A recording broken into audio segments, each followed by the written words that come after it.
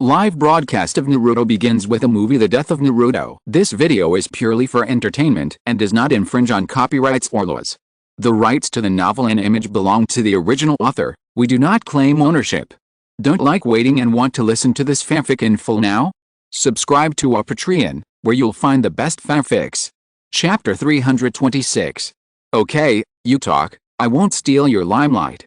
Afe raised his hands and said frivolously. Ignoring his pretense, Tendo Pain began to tell his plan, which was the plan in the original book to first make money, then establish a war organization, and finally monopolize war and conquer the world. That's just like those guys who shouted that they wanted to conquer the world, but were defeated by Uzumaki Naruto. Deidara grinned, I don't care though. Ignoring Deidara's ridicule, Tendo continued, but now there are some changes.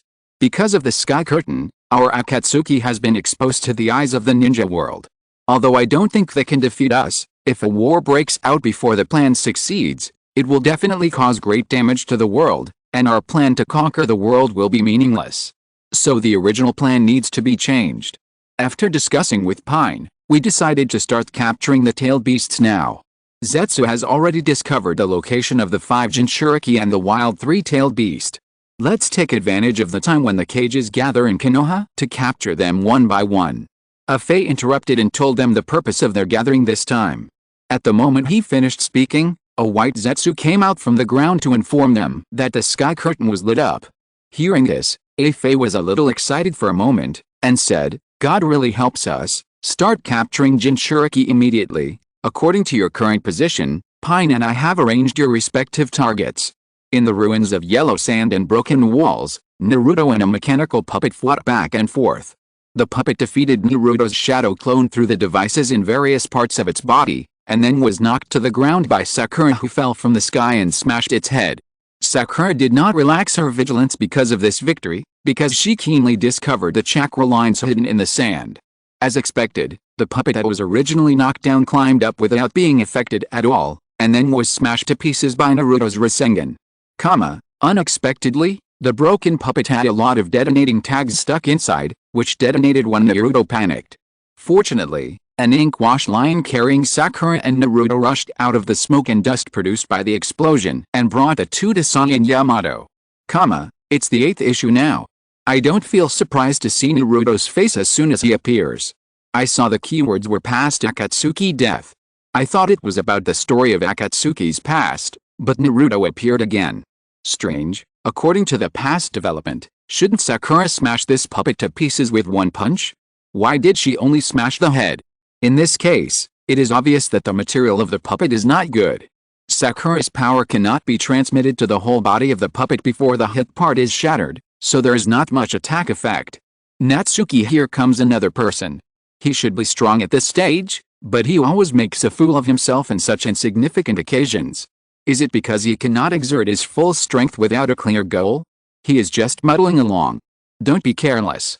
Looking at Naruto being thrown to the ground by the lion, Sai kindly reminded him, and Sakura also entered the motherly state and began to preach. When the opponent is a puppet, you can't be confused by the puppet itself, but should pay more attention to the chakra line that controls the puppet.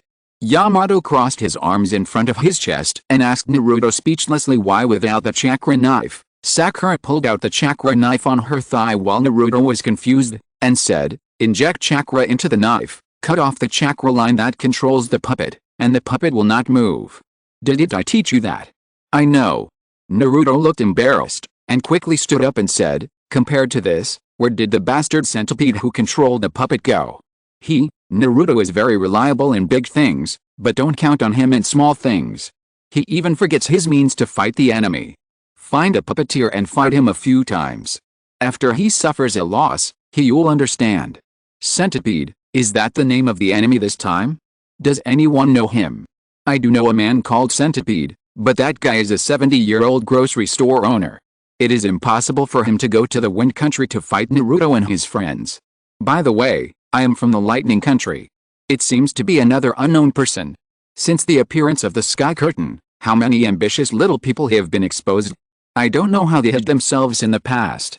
At this time, the smoke and dust produced by the explosion of the puppet fragments dissipated, revealing a huge pit on the ground.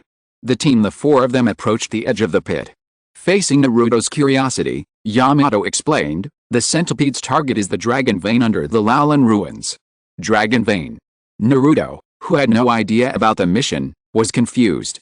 Yamato continued to explain helplessly, it is a huge energy collection flowing underground. In simple terms, infinite chakra is sleeping underneath it. Time went back a little. In the Hokage's office, Tsunade assigned a task to Yamato. Yamato, you will immediately lead Team 7 to the Lowland ruins in the desert of the Wind Country. According to the alliance with Sand Village, we must assist in arresting the Sand Village rebel ninja centipede. Lowland. Is there such a place in the Wind Country? What dragon veins and infinite chakra are there? It must be fake. If it were true, the Sand Village would be in such a mess. You can go to the Wind Country to find out whether it is true or not. So far, everything that has appeared on the sky has been confirmed to be true, and I think this time will be no exception. If it is true, then the Sand Village will be prosperous. No, if it is true, why has Lowland become like this? If there is a dragon vein with infinite chakra in this small place that no one has ever heard of, do you think they can defend it? Originally, Luo Xiao was at the Konoha guest house, watching the recent intelligence news. After seeing the dragon vein in the Wind Country, he was stunned at first, and then his face became uncertain. Lowland. I remember that it was a city destroyed by war during the Third World War, but I have never heard of any dragon vein there. Luo Xiao couldn't figure out what was going on, but it didn't stop him from sending people to investigate the Lowland ruins first. Regardless of whether there was infinite chakra, it would never go wrong to occupy the place first. Chapter 327. The door was opened, and Chiyo came in without a word. Luo Xiao, you use the ninja eagle to pass the order back to the village first. I will take some people back immediately. Not only will we investigate the matter of Lowland and the dragon vein, but we must also control the centipede and don't let him run away. Having long been accustomed to Chiyo's unruly behavior, Luo Xiao is not dissatisfied with her overstepping her authority and asked, Chiyo, does Grandma know this centipede? What does he do in the village? It's just a small character in the puppet army. He has put forward some whimsical ideas, but most of them were rejected because they were not applicable to the Sand Village. Now it seems that I may have made a mistake. Chiyo did not hide anything and briefly introduced the matter of the centipede. After understanding it, Luo Xiao gave a solution, just follow your arrangement. Although I don't know what this centipede is capable of, since it can appear on the sky curtain and become the opponent of the Uzumaki Naruto, such a talent must not be let go in our Sand Village. Now the sky's the curtain has just begun. Chiyo, you can judge the level of protection for Beizu based on his subsequent performance. Well said, Luo Xiao, it seems that you are not influenced by the thoughts of Konoha and Uzumaki Naruto. Although the cooperation between the 5 major ninja villages is going smoothly now, there is no guarantee that conflicts will not break out again in the future. Remember, the justice of Sand Village and the justice of the ninja world are not the same thing. You must not be like R in the future, almost becoming a follower of Konoha. Chiyo reminded seriously, and Luo Xiao was speechless when he heard it. How can you say that the father is like the son? However, he did not talk back to Chiyo, nodded and replied, don't worry, I understand this. Even if Beizu's actions make him hated by everyone in the ninja world, as long as there is a chance, we in Sand Village will protect him. This is my attitude to deal with it. It's up to you to arrange it next. So Chiyo set off with some sand ninjas, and other ninja villages also sent some people to take other routes to see if they can get a share of this matter. This 100-legged claw is a traitor from the Sand Village, and the people from Konoha are here to help. What about the people from the Sand Village? Why can't we even see their shadows? Maybe they have already blocked the path underground. The 100-legged claw's target is the power of the dragon vein sleeping under Lowland. The dragon vein is flowing with huge energy, and it is sealed by the 4th Hokage's technique. Your mission is to guard that sealing technique. The above is the content of the task assigned by Tsunade. Naruto didn't hear the content of the task clearly because he was playing with the chakra knife. He came to do the task in a daze. Time goes back to the present. Sai drew a big ink bird and led everyone to fly underground. The 4 members of the team came to an underground space. An altar-style stone platform was in the middle of the space. The only passage connected the stone platform and the edge of the space. A flying thunder god Kune was inserted into the sealing technique in the middle of the stone platform. What the hell? Why would this dragon vein be sealed by the 4th Hokage? This is the territory of Tsunade Cure. Is it hard to understand? It is precisely because this is the territory of Tsunagakure that the power of the dragon vein cannot be used by Konoha. So what's so strange about it being sealed by them? When the fourth Hokage was alive, it was a war period. How could he leave something that enhances the enemy's combat power? Then Tsunagakure doesn't know about the dragon vein? Or is the fourth Hokage's sealing technique so strong that it can't be broken even after so many years? I don't know the specific situation, but now there must be a problem with the seal, so Konoha will send someone to deal with it. Humph, what they said about helping to capture the rebel ninja is just an excuse. Oh, so in that case, this so-called centipede it's hard to say if it's a traitor. Maybe Sand Village has figured out a way to unlock the seal and deliberately released the news to see Konoha's reaction. Humph. Why should we Sand Village use things from the Wind Country and see how Konoha reacts? They dare to oppose it. We Sand Village have never been afraid of anyone in the desert. Naruto, this guy, doesn't pay attention to the content of the task every time he receives a task? The leader or his companions always have to repeat the task to him. Maybe it's easier to remember the scene. Isn't this guy's academic performance not good? Maybe he will fall asleep when reading written materials. Before the four people took any action, a thin man in a sleeveless brown long coat appeared on the stone platform. Naruto and the others recognized that this man was their target, Centipede. Centipede stood on the stone platform and looked at the four people calmly, and said proudly, "You guys are too late. As long as I inject the power of the dragon vein into my puppet, come on, let alone the 5 great nations, the whole world will be dominated by me. That's impossible. You can't unlock the seal of the fourth Hokage." Yamato said calmly. Beizu said contemptuously, "Huh? Of course I know that. So I will absorb the seal together with the seal." Another guy who wants to conquer the world. What is it about the world that attracts you? Why do you all want to conquer it? The first time I heard this ambition was wow. Conquer the world. The second time was conquer the world. The third time was oh, conquer the world. The fourth time was conquer the world again. And the fifth time was why conquer the world again. This kind of thing is no longer attractive after saying it too much. Ha. Those who want to recruit subordinates to conquer the world will be sad in the future. They may be criticized for their old-fashioned ideas. The main reason is that none of them are reliable. Every time they start to boast about everything, but in the end, they are all solved by Naruto alone. How can people have expectations? Is this statement Beizu's own idea, or is it said on behalf of Tsunagakure? Puppets plus infinite chakra. Do you think this plan is feasible? No matter what it is, as long as infinite chakra is added, it will become very scary. For example, the fortress of Shannon last time plus the Zero Tail, as long as the war breaks out, in a sense, it is also infinite chakra, isn't it? Why are you still discussing it? There are really people who want to try to be conquered. These ambitious people are born with a bad fate with Naruto. Is this the first person he has met who wants to conquer the world? Strange, judging from Yamato's attitude, he is very confident in the sealing technique of the fourth Hokage. Could it be that they really came here to help Tsunagakure catch rebellious ninjas? Chapter 328. What else can we do? Konoha can't possibly send anyone to guard this place. If Tsunagakure really has the ability to break the seal, can Konoha really come out and cause trouble? Can the seal be broken like this? Just absorb it into the body and it's done. It won't have any impact, right?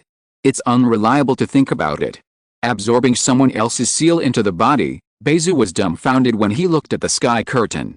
When his name appeared on the sky curtain before, he was still hoping for luck, thinking that something was wrong. But now that he saw his thin face, he immediately lost his strength and fell to the ground. Bang bang bang. The dull knock on the door brought Beizu back to his senses a little, but after hearing the sound from outside, he couldn't muster the strength to react. "Hello, check the water meter." I saw Beizu walk to the center of the stone platform, make a few seals, and then press his hands on the protruding part in the middle of the stone platform. Accompanied by a series of incomprehensible spells, the pattern of the technique emitted a burst of purple light, and then climbed up Beizu's body along his arm. Naruto, Sakura and Yamato rushed over to stop it when they saw that the situation was not good, but unfortunately they reacted a step too slow. Beizu used all his strength to pull out the flying thunder god kunai in the middle of the stone platform. The purple chakra soared into the sky and shattered the stone platform, sucking Naruto, who rushed to the front and could not retreat.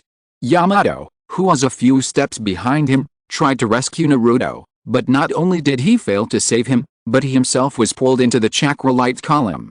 Only Sakura was rescued by Sai in time, but she could only cry out Naruto's name, and then was taken away from the influence of the light column. Naruto and Sakura are two young people, so forget about them. Why is Yamato, the leader, so reckless? In this situation, if you want to stop the centipede's actions, shouldn't you use long-range ninjutsu to attack directly? Even if you don't know long-range ninjutsu, I can say that you have thought seriously about it even if you throw a kunai. Only Sai remained calm. Isn't it worthy of being from the Anbu? Tisk, why does it feel so sloppy? A seal that has existed for at least a dozen years was so easily unlocked. What's the big deal? Didn't Timsy unlock the seal of the Cave of Time and Space in one go at the Greyer Mine? That has existed for hundreds of years. Thousands of years. Because that is the regular cracking process, it is normal to take effect immediately, but the centipede's way of absorbing the seal into the body is obviously a crooked way. Doesn't this guy have any special physique, such as disintegrating the seal? Sakura is most nervous about Naruto only at this time. Normally, she would rather take action than speak. Can't she be more frank and express her concern and feelings for him? Don't talk about this. I still have sequelae after watching the last episode.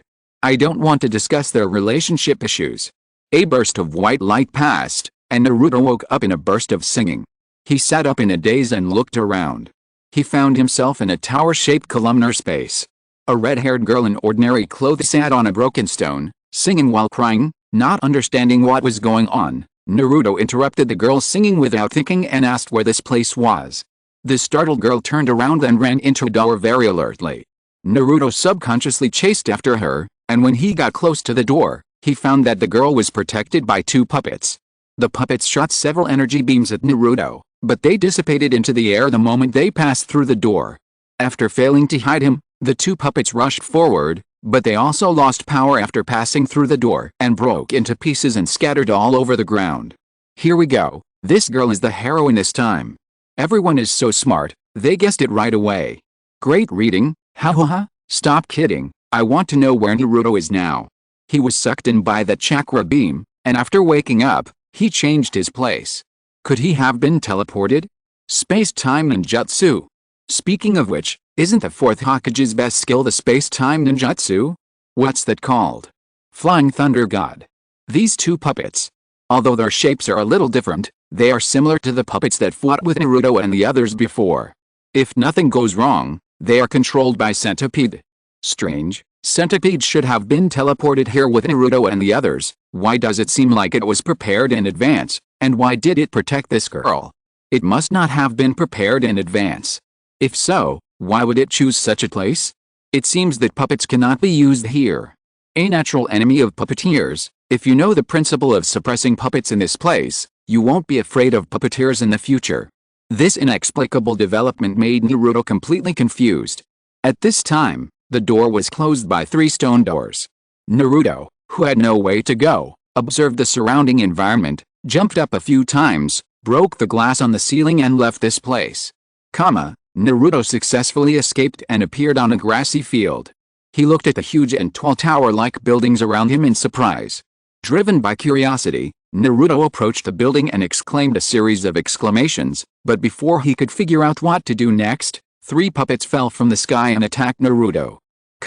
After dodging a series of attacks, Naruto judged from the chakra lines behind them that the three things in front of him were puppets, but he could not infer the position of the centipedes that controlled them through these chakra lines. Wow! So spectacular! I never thought that one day I would have the same feeling as Naruto. It's so tall and prosperous. What is this place? Is there such a place in the ninja world? Impossible. If there is such a place, how could it not be known? Could it be a city overseas, in other continents? This architectural style doesn't look like the style of the ninja world. What's going on? These puppets are moving around in the city. Could it be that the centipede has colluded with people overseas, or is the centipede an undercover agent lurking in the Sand Village? Kakashi, who was conducting actual combat training with Sasuke, was stunned at the view on the sky, and then showed a puzzled expression. This seems to be Lowland. I went there with my teacher when I was a child, but how could Naruto appear there? Dragon Veins, Infinite Chakra, Teacher's Seal, Chapter 329. Akimichi Choza and Aburim Shiwai, who had also been there to perform missions, and Naimake's Minato in the belly of the god of death, had the same reaction. The first two hadn't reacted to what was going on, but Naimake's Minato, who was good at space-time ninjutsu, sorted out his thoughts in an instant and immediately checked his memory. Sure enough, a part of the memory was sealed, which means Minato looked at the sky with a smile. So we have already met, Naruto. This is the first time I've seen a puppeteer who hides so well. I couldn't see where the puppeteer was the whole time. There must be a puppeteer among these puppets. This is their usual routine. Naruto, who didn't understand what was going on, had no intention of fighting. As a result, 3 puppets chased him and chased him everywhere. As he ran, 3 more puppets joined the team of chasers. Naruto fled hurriedly in the city. Fortunately, he reacted quickly and could often dodge when the attack was about to hide him, but being bitten like this all the time was not a good thing. In order to get rid of the puppets, Naruto began to think of countermeasures, and then he naturally remembered what Yamato and the others had said to him before he came here. Naruto, who had figured out a way to deal with it, immediately drew out his chakra knife, turned around and cut off the chakra lines of the 2 puppets. But the next second he was hit by the 3rd puppet following behind him and fell onto the suspended bridge between the 2 towers. Damn. If they attack one after another, even with a chakra knife, it will be too late to deal with it. Naruto complained while lying half-lying. The puppet chasing him didn't care about his complaints, and directly stretched out a gun muzzle from its mouth, and then a purple chakra beam hit Naruto and knocked him into the ground. Strange, according to Naruto's usual practice. Shouldn't he attack the enemy as soon as he encounters it? Being chased and killed so embarrassingly is not his style. Suddenly appearing in an unfamiliar place, the first priority must be to figure out what happened first. Conflicting with inexplicable people is the worst way to deal with it. Although Naruto is unreliable most of the time, he should still understand this most basic thing. Not clashing with the enemy is to conceal your whereabouts and facilitate intelligence collection. But for someone like Naruto who swaggers around in the city, do you think he has ever thought of the word concealment? Since you have been discovered, wouldn't it be better to just deal with the pursuers seriously? Being timid like this is more likely to suffer losses, isn't it? This guy, doing a mission with him will definitely make your blood pressure soar. I have been reminded once before to use the chakra knife to deal with the puppets, but when the time comes, I still have to think about it again to understand how to deal with it. Jiraiya looked at Naruto speechlessly. I say, what are you thinking? No matter what level of strength you have reached, it is the most basic thing to remember the enemy's response methods and mission content. Why can you be careless in such a thing? Don't joke with your life. Naruto squatted on the ground with a depressed look on his face, and responded in a dull voice, I know, I will seriously memorize the mission information when I do the mission now, and don't be like me on the sky curtain. Naruto lay in a pile of rubble in a mess, with a cut on his thigh bleeding profusely. The chasing puppet slowly fell from the broken gap and shot dozens of kunai connected with chakra lines at Naruto. After Naruto blocked several attacks, he was suddenly hugged by a masked yellow-haired figure and disappeared instantly. The puppets, having lost their target, stopped attacking immediately. Then, a fat man with red hair and a mask swung his huge right arm to grab several puppets and crushed them on the supporting pillar nearby. The remaining 2 puppets were swallowed by a large number of insects released by another man with a round backpack. That huge arm and bug, this is Akimichi and Aburim, right? Since there are other Konoha ninjas here, this should not be an overseas continent. It can't be that Konoha has already expanded the mission commission overseas. Say it's another continent, it's just a guess. If you think about it carefully, you will know that there is a problem with the logic. What the centipede needs is the dragon vein under Laulan. If it runs overseas, what does it have to do with the dragon vein? So where is this place? Could it be a secret space like the place where ninja beasts live? It's really that mission. Kakashi muttered. Although it was only a short moment, the yellow flash was still clearly reflected in Kakashi's eyes, coupled with the appearance of Akimichi Choza and Aburim Shiwai. Kakashi naturally immediately thought of the mission 17 years ago. As for why what happened on the sky curtain was somewhat different from his memory, Kakashi felt a deep seal in his mind and sighed involuntarily. What's wrong with you, Kakashi teacher? Sakura, who was treating Sasuke as a medical ninjutsu practice material, asked Kakashi, who was sighing, while treating him. Shaking his head, Kakashi did not answer Sakura's question. It's okay, You will know when you watch. What's the matter with those puppets? Naruto was brought to the ground and looked at the battle below through the gap in the ground. He was confused. The yellow-haired man squatting next to him responded, "It seems that they are strengthened by the chakra of the dragon vein." At this time, Naruto realized that there was an extra person next to him and asked, "By the way, who are you?" The yellow-haired man turned his head to look at him, took off the mask and revealed only the forehead protector on his forehead. "You are ninja from Konoha, right?" "We are also ninjas from Konoha." After a brief explanation, the yellow-haired man put the mask back on. He looked at the wound on Naruto's thigh, said, "I need to bandage your wound quickly. I don't know if it's my illusion, but the voice of this masked yellow-haired man seems a little familiar. Hey. It turns out that there are people who feel the same as me. I thought it was my illusion. Who is it? Please don't tell riddles." After you said that, I seem to have some impression, but isn't that guy dead? I remember that this guy appeared in Naruto's memories before. At that time, everyone was still guessing what happened. Now it seems that this guy is really not dead. Chapter 330. Nonsense. Who is that guy? How could he pretend to be dead? Don't let your imagination run wild. That's right, the voice is just a little similar, but the face is still covered. Even if they look exactly the same, it doesn't mean anything. After all, Ashio of the Demon Country and Huishin of Yugakure have both demonstrated lifelike transformation techniques. It's hard to say if there are other similar ninjutsu in the ninja world. Even if it's the person himself, it can be explained. Impure world reincarnation. Don't forget that this is Konoha's ninjutsu. Who are you talking about? In fact, in addition to that guy, I also found another suspicious point. Look at the clothes on this guy. This is the old uniform of Konoha Anbu. This is also a suspicious point. So what if it's an old style? Who said that old uniforms can't be worn? Jiraiya looked at the sky with a strange expression, then looked at Naruto, who was concentrating beside him, and scratched his head. As a master, how could Jiraiya not recognize the voice of his apprentice, especially the yellow hair and the iconic flying thunder god technique, which almost pointed out the identity of the yellow-haired man? Although the barrage also gave explanations such as transformation and reincarnation, Jiraiya consciously judged that the person who appeared on the sky was his apprentice, the fourth-generation Hokage Minato Namikaze. But why did Naruto appear there? Minato's seal used the flying thunder god Kyune, which must involve time-space ninjutsu. Time-space, time-space, time! Exclamation mark. Jiraiya's eyes widened, and he was shocked by his own deduction. If his guess is true, the shock it brings to the ninja world is definitely no less than the exposure of the Fourth Ninja World War before, and it may even be more.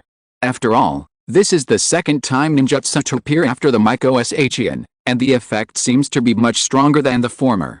No, I must report it to Tsunade immediately. Knowing the urgency of the situation, Jiraiya pulled Naruto and turned away. Don't say anything, come with me to the Hokage's office to meet Tsunade. What? What are you doing? In a nest-like space, a well-dressed fat man sat on a chair in the middle, and dense tentacle-like thin tubes extended from the chair to the surroundings.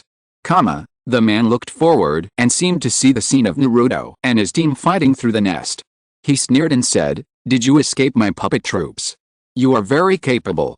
The scene turned. In a hidden and dark alley, the yellow-haired man bandaged Naruto. Naruto didn't care much about the injury.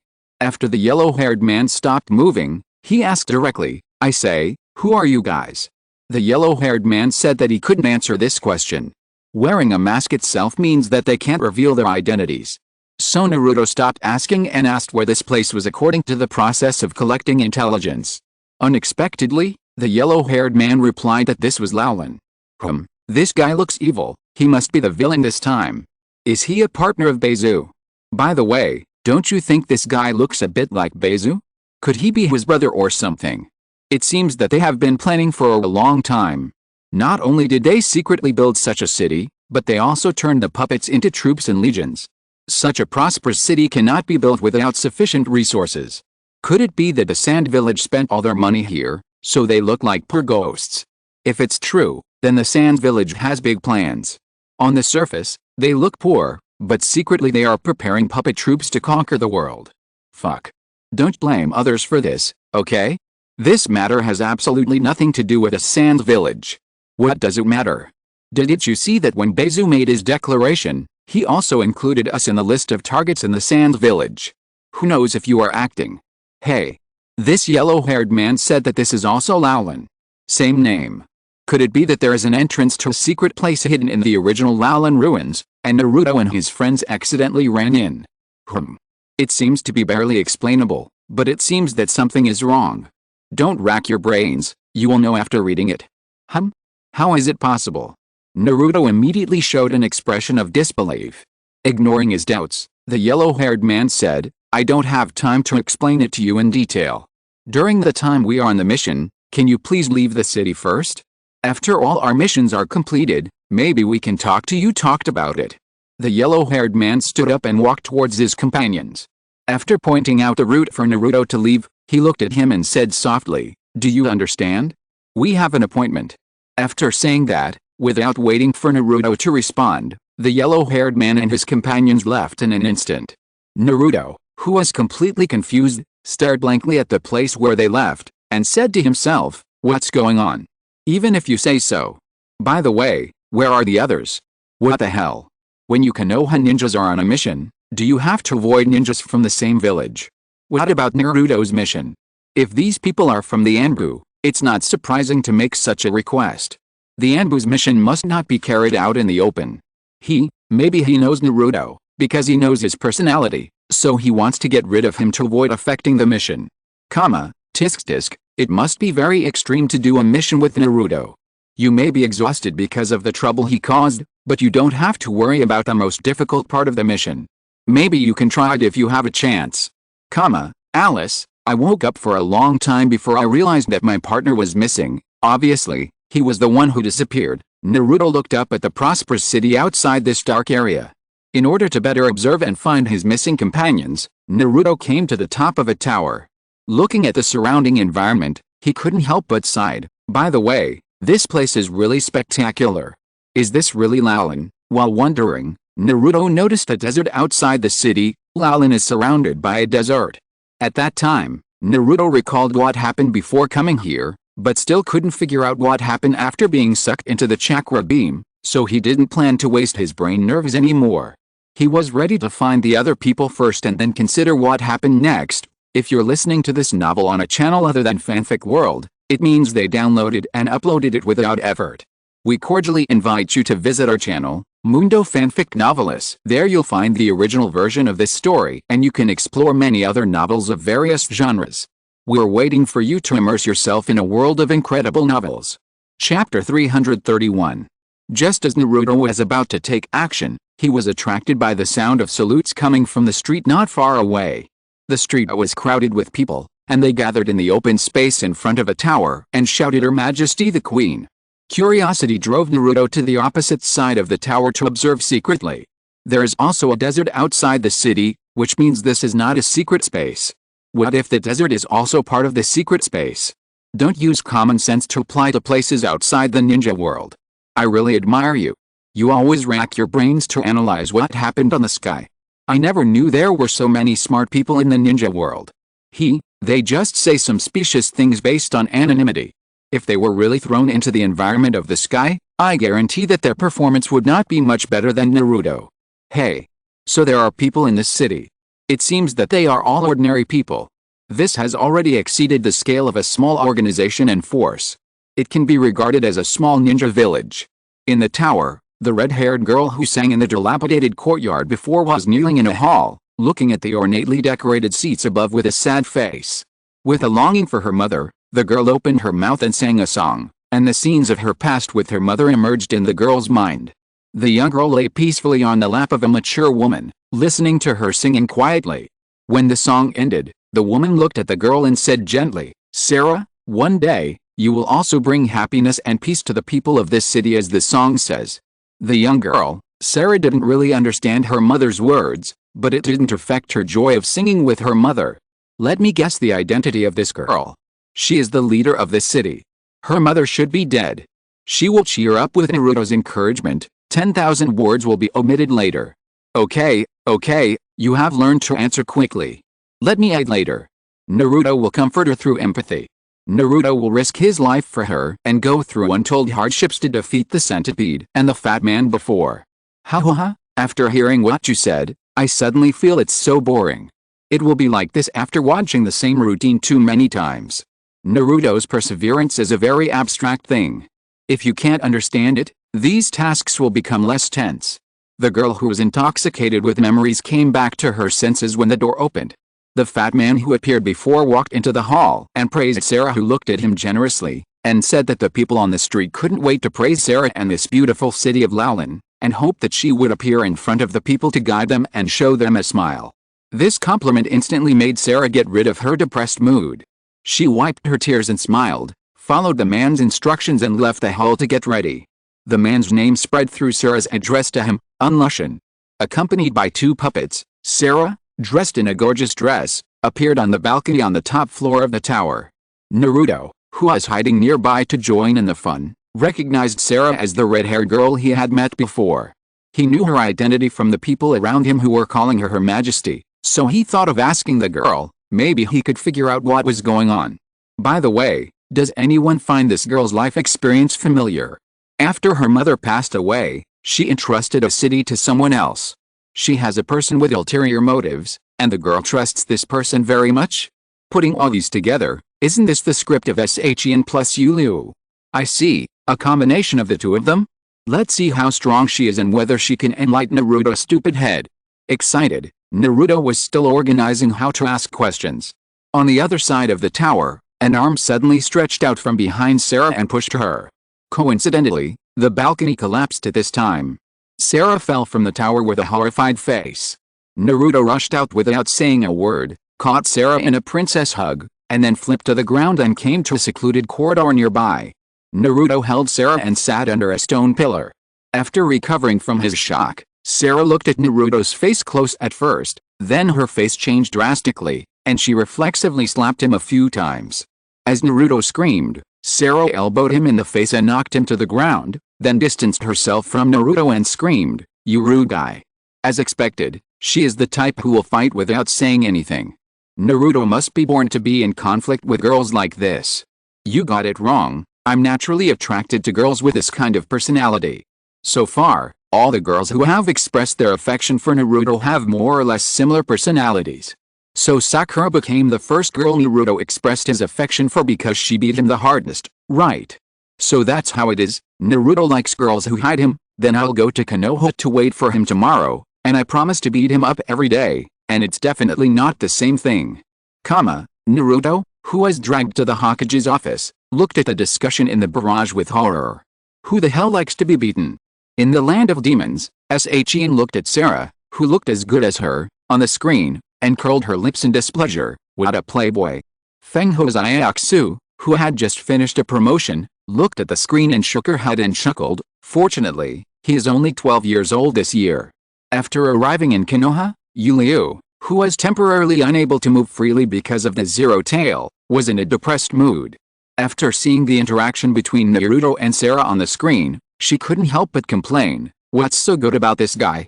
She grabbed the gauze with both hands and tightened it hard, almost making Sasuke faint from the pain, but Sakura looked at the various comments without feeling anything, gnashing her teeth fiercely, and roaring in her heart. Damn it! Why do we have to discuss such shameful things seriously? Naruto definitely doesn't like me because of my strong hands. By the way, didn't you guys discuss last time that Naruto has no feelings for me at all? Don't make fun of my relationship with him anymore, okay? We are serious friends. Hinata, who was eliminated by Kumagakure's Karu in the preliminaries, was originally training hard at home, but after seeing the discussion on the sky screen, her hard work disappeared instantly, and she murmured with frustration, "There are many girls who like him. For someone like me, what's the point of trying so hard?" Chapter 332. Ningsi, who was training with Hinata, noticed her condition immediately. He looked at the discussions on the screen and then connected with Hinata's situation. Ningsi immediately understood what was going on. Asshole Naruto. You made Hinata-sama become like this. You are really guilty. I will make you pay next time we meet. Want Sarah to die in an accident? It seems that Beizu and the Sunlushan have big plans. They are no longer satisfied with using her. Do they want to directly control this city? That's just the same as usurping the throne, but Beizu is a ninja. This guy is very brave. Isn't he afraid of becoming a public enemy? Hiss.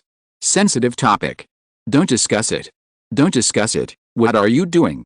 I saved you. Naruto touched his face with a slap mark with a wronged look. Sarah recalled what happened just now, quickly adjusted her mood and thanked her seriously. Well? Then I have to thank you first. Thank you. Although he understood that the other party had no hostility, Naruto still felt that Sarah was very inexplicable, and Sarah also felt that Naruto was very rude. Are you Her Majesty? Naruto, who was used to being treated like this by girls, threw Sarah's slap out of the sky in a blink of an eye and asked directly. Yes, I am the Queen of Lalin, Sarah. Sarah sat upright and answered the question. Naruto introduced himself to her and then asked his own question. By the way, is this also Lalin? The shabby ruins I investigated before seemed to be called Lalin. Well, compared to other unreasonable girls, Queen Sarah is more normal in dealing with people. Who are you talking about? It's obviously the interest between Naruto and those girls. You jealous people should stop talking nonsense, okay? These girls are really rude. Naruto can fight with some enemies without any injury, but these girls always beat him up.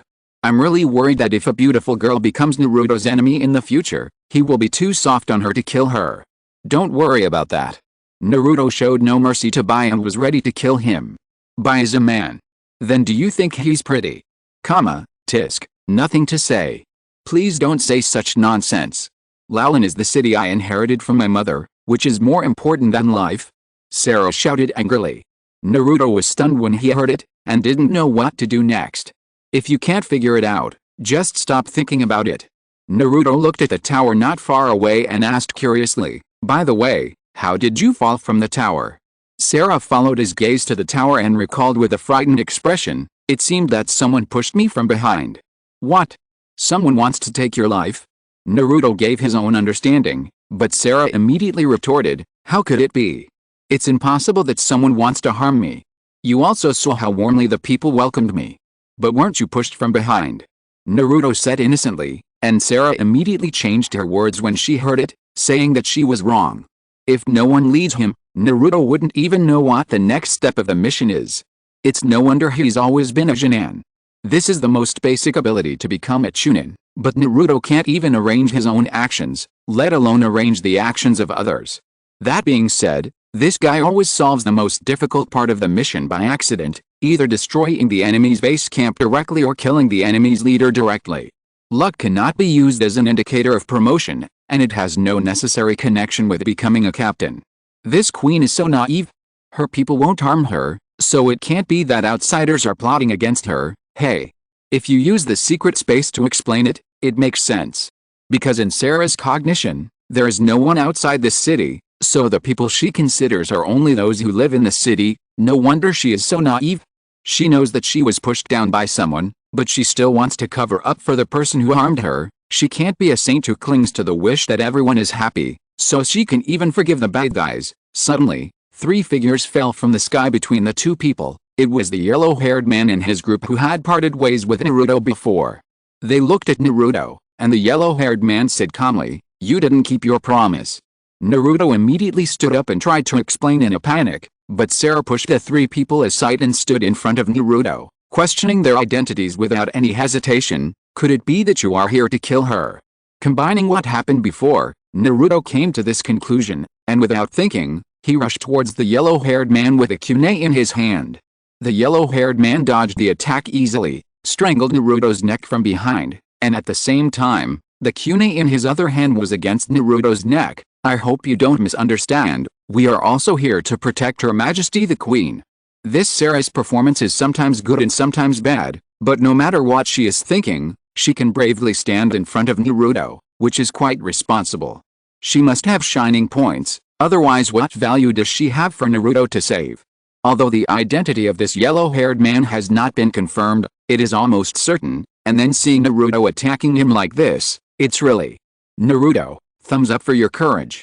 Ha ha ha, this is a mockery. This is the first time I feel that Naruto's defeat is so natural, if it is really that man. Here we go again, who is this guy? What riddle are you talking about? The misunderstanding was temporarily resolved, and the 5 people came to the corridor of a nearby tower. Naruto told his experience to the 3 yellow-haired men. Suddenly a puppet attacked me, and Lalin, which was just a ruin, turned into a spectacular city in the blink of an eye. I was completely confused. If you know anything, tell me. Chapter 333. The yellow-haired man and his two companions looked at each other, and the scene changed, and the Konoha rock mountain with 3 Hokage rock statues engraved on it appeared in the sky. Welcome, this is what our store is proud of. Opening today, ramen is half price. A ramen shop with an Ichiraku sign is queuing up, and the store's promotional voices and customers' discussions are heard one after another. Inside the store, the young Otsutsuki Ichiraku makes ramen at the level of bloodline elimination for customers, enjoying an ordinary mortal life. Huh? There are only 3 Hokage rock statues? It's in the past. This ramen shop really appeared out of nowhere. Did they put the advertisement on the skylight? The boss must be an extraordinary person to be able to let the skylight advertise for him. Ah, it's Ichiraku ramen. It's my favorite Ichiraku ramen. Naruto widened his eyes excitedly, but soon showed a strange expression, looking at the young Otsutsuki Ichiraku on the skylight and muttered, "Who is this guy? Why is it not the handmaid uncle making ramen?" Otsutsuki Ichiraku, who was taking a break in the store, was stunned when he saw his younger self on the skylight, and then happily pointed at his daughter and shouted, "Aim! Write a notice and post it, today's ramen is 30% off." Namake's Minato, wearing an old Danbo uniform, hurried over, looking around as if looking for something. At this time, Jiraiya appeared behind him, beckoned him to an empty alley, and displayed the Rasengan with full pride. "How is it? I have mastered the ninjutsu that took you 3 years to practice. Very impressive." "Too impressive? Worthy of being Jiraiya teacher." Minato praised excitedly, then instantly restrained his expression and bowed. "Well, I have something urgent to do, so I'll leave first." Without even a second's delay, Minato turned and left, leaving Jiraiya standing there in a daze, and the Rasengan in his hand scattered in the desolate wind. "It's you, the 4th Hokage." Minato Namake's. "It's the 4th Hokage. The uniform is the same as the yellow-haired man just now. There's no way he can escape now. There's no need to make a fuss about something that has been guessed in advance. All the clues have pointed to him." The exposure of Shyamamu is nothing more than confirming this point. "What do you mean by just? Not everyone can guess his identity." "No, this is the 4th Hokage. The living 4th Hokage. This matter itself is amazing. It seems that Konoha is carrying out some kind of huge plan. It actually let a Hokage fake his death and escape the sight of other countries. Are you also secretly making a plan to conquer the ninja world? I'm more curious about the time issue. This is obviously Konoha more than a decade ago. Why does Minato Namake's, who is now on a mission in Loulan, want to recall? There seems to be something strange. I have some vague ideas, but I can't say them out no matter how hard I try. I won't bother thinking about it. It's also good to read some stories about Konoha's past as entertainment." Jiraiya, one of the 3 ninjas, learned his disciples' moves and showed them off to him. Has this old guy always been so frivolous? The reaction of the 4th Hokage is also very interesting. Don't think that I can't tell that you are perfunctory just because you put on an excited expression. Jiraiya is not good at dealing with a serious disciple like the 4th Hokage. So he later found someone like Naruto who is similar to him as a disciple. Tsunade looked at Jiraiya with contempt. This guy once again lost his face in front of the whole ninja world. Really, he has not made any progress at such an old age. Jiraiya, who is always thick-skinned, didn't take this embarrassing thing seriously. He first recalled the scene on the sky, and then turned his eyes to Naruto who was looking at the sky with a sharp gaze. It seems that he has indeed returned to the past. This guy's future life experience is really exciting. Back to the ramen shop, there are 3 excited young people in the queue. Although they look immature, people who are familiar with them can still recognize them at a glance. They are Shizune, Kai and Asuma when they were young. Young Shizune jumped up and down like a girl. "I want to eat ramen quickly." Young Kai, who is almost a template with Xiaoli, hand beat the boss's hard work noodles. "Soul soup, I will definitely taste it carefully." Young Asuma, holding a toothpick in his mouth, pretended to be profound and cool and said, "Well, passing on the taste of the secret is also a manifestation of the will of fire." Puff. It's the 3 of them. It's Shizune, Guy and Asuma. I didn't expect to see them when they were little. There's even a commercial. This ramen shop has so many scenes. I can't imagine how good the business will be after the sky curtain is over. Shizune's face flushed as she watched herself jumping on the sky curtain, and she took up the document to cover her face to block Tsunade's teasing eyes. Don't be shy, I was as lively as you when I was that age. Jiraiya nodded seriously. Yes, even the airport is exactly the same, no wonder. What did you say? Tsunade punched Jiraiya out of the window. Ah, I still remember the taste of ramen that day. Exclamation mark. Kai closed his eyes with a look of nostalgia, then he suddenly opened his eyes and pointed at Niji, Rock Lee and Tenten, and said loudly, I have decided, let's go eat ramen together today, and let you feel the delicious ramen full of youthful flavor made by the hand-typed uncle. Lee echoed loudly, and Niji did not refute. They have been in the team for such a long time, and they have more or less adapted to Kai's noisy personality. Xianqian looked at the boy Kai on the sky screen, then looked at Lee beside him, and could not help muttering, there is no difference at all. Teacher Kai's taste has remained the same for more than 10 years. Asuma, who was also accompanying his students in training, took a deep puff of cigarette with a speechless face, and made the classic smoking expression of Karatsugui Miaya. Damn, what kind of public execution is this? Who'll strangle the cool kid on the sky screen? Can't you see that his students are already laughing? Shikamaru covered his mouth and laughed, and he still considered the teacher's face and didn't say anything. Chaji had a smiling expression as usual, and no emotion could be seen, but I know was different. Ho-ha, Asuma teacher, ho-ha, were you like this when you were a child? Haha, listen to my advice, this style is not suitable for you. Aino held her belly and laughed until she almost couldn't breathe. Asuma took a deep puff of smoke and said with emotion, Alice. Who hasn't been young and frivolous? Chapter 334. As the three of them expressed their expectations, a voice that was obviously asexual, as if deliberately destroying the atmosphere, said, Huh, really, it's just a bowl of ramen, is there any need to be so excited? The young Kakashi, wearing a black turtleneck sleeveless tights, appeared from behind Asuma with his nose up. What are you doing? Hatake Kakashi. Aren't you also in line? Shizune said back with her hands on her hips, but Kakashi didn't even listen, because he saw Minato walking towards them, and he shouted and went to meet him. After confirming that there was a mission, Kakashi followed Minato and prepared to leave. Kai immediately asked about the ramen, and then saw Kakashi replied with a show-off look, unlike you, I'm very busy. This guy is so arrogant. Watching him leave, Shizune complained speechlessly, and Asuma agreed, indeed. Ha, there is another master. Hatake Kakashi. Ha. I say, is this guy this kind of personality? Why does he look like Sasuke? Ha. So short. The shortest, the most arrogant, hey.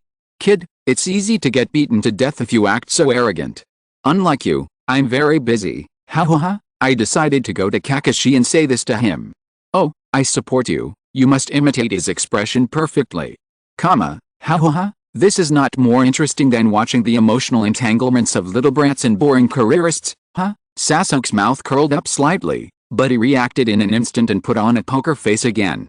Sakura looked at Kakashi with a funny expression, and couldn't help laughing after seeing him sweating. Ha, Kakashi-sensei, why are you like that? Even Shizune-sensei can't stand it, excuse me.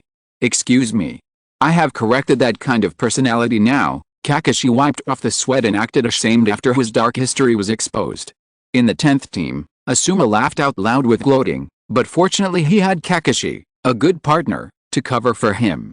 In the Hokage's office, Jiraiya, Tsunade and Shizune couldn't help laughing, only Naruto couldn't help but curl his lips and complained, why is Kakashi-sensei the same as Sasuke? He is so arrogant.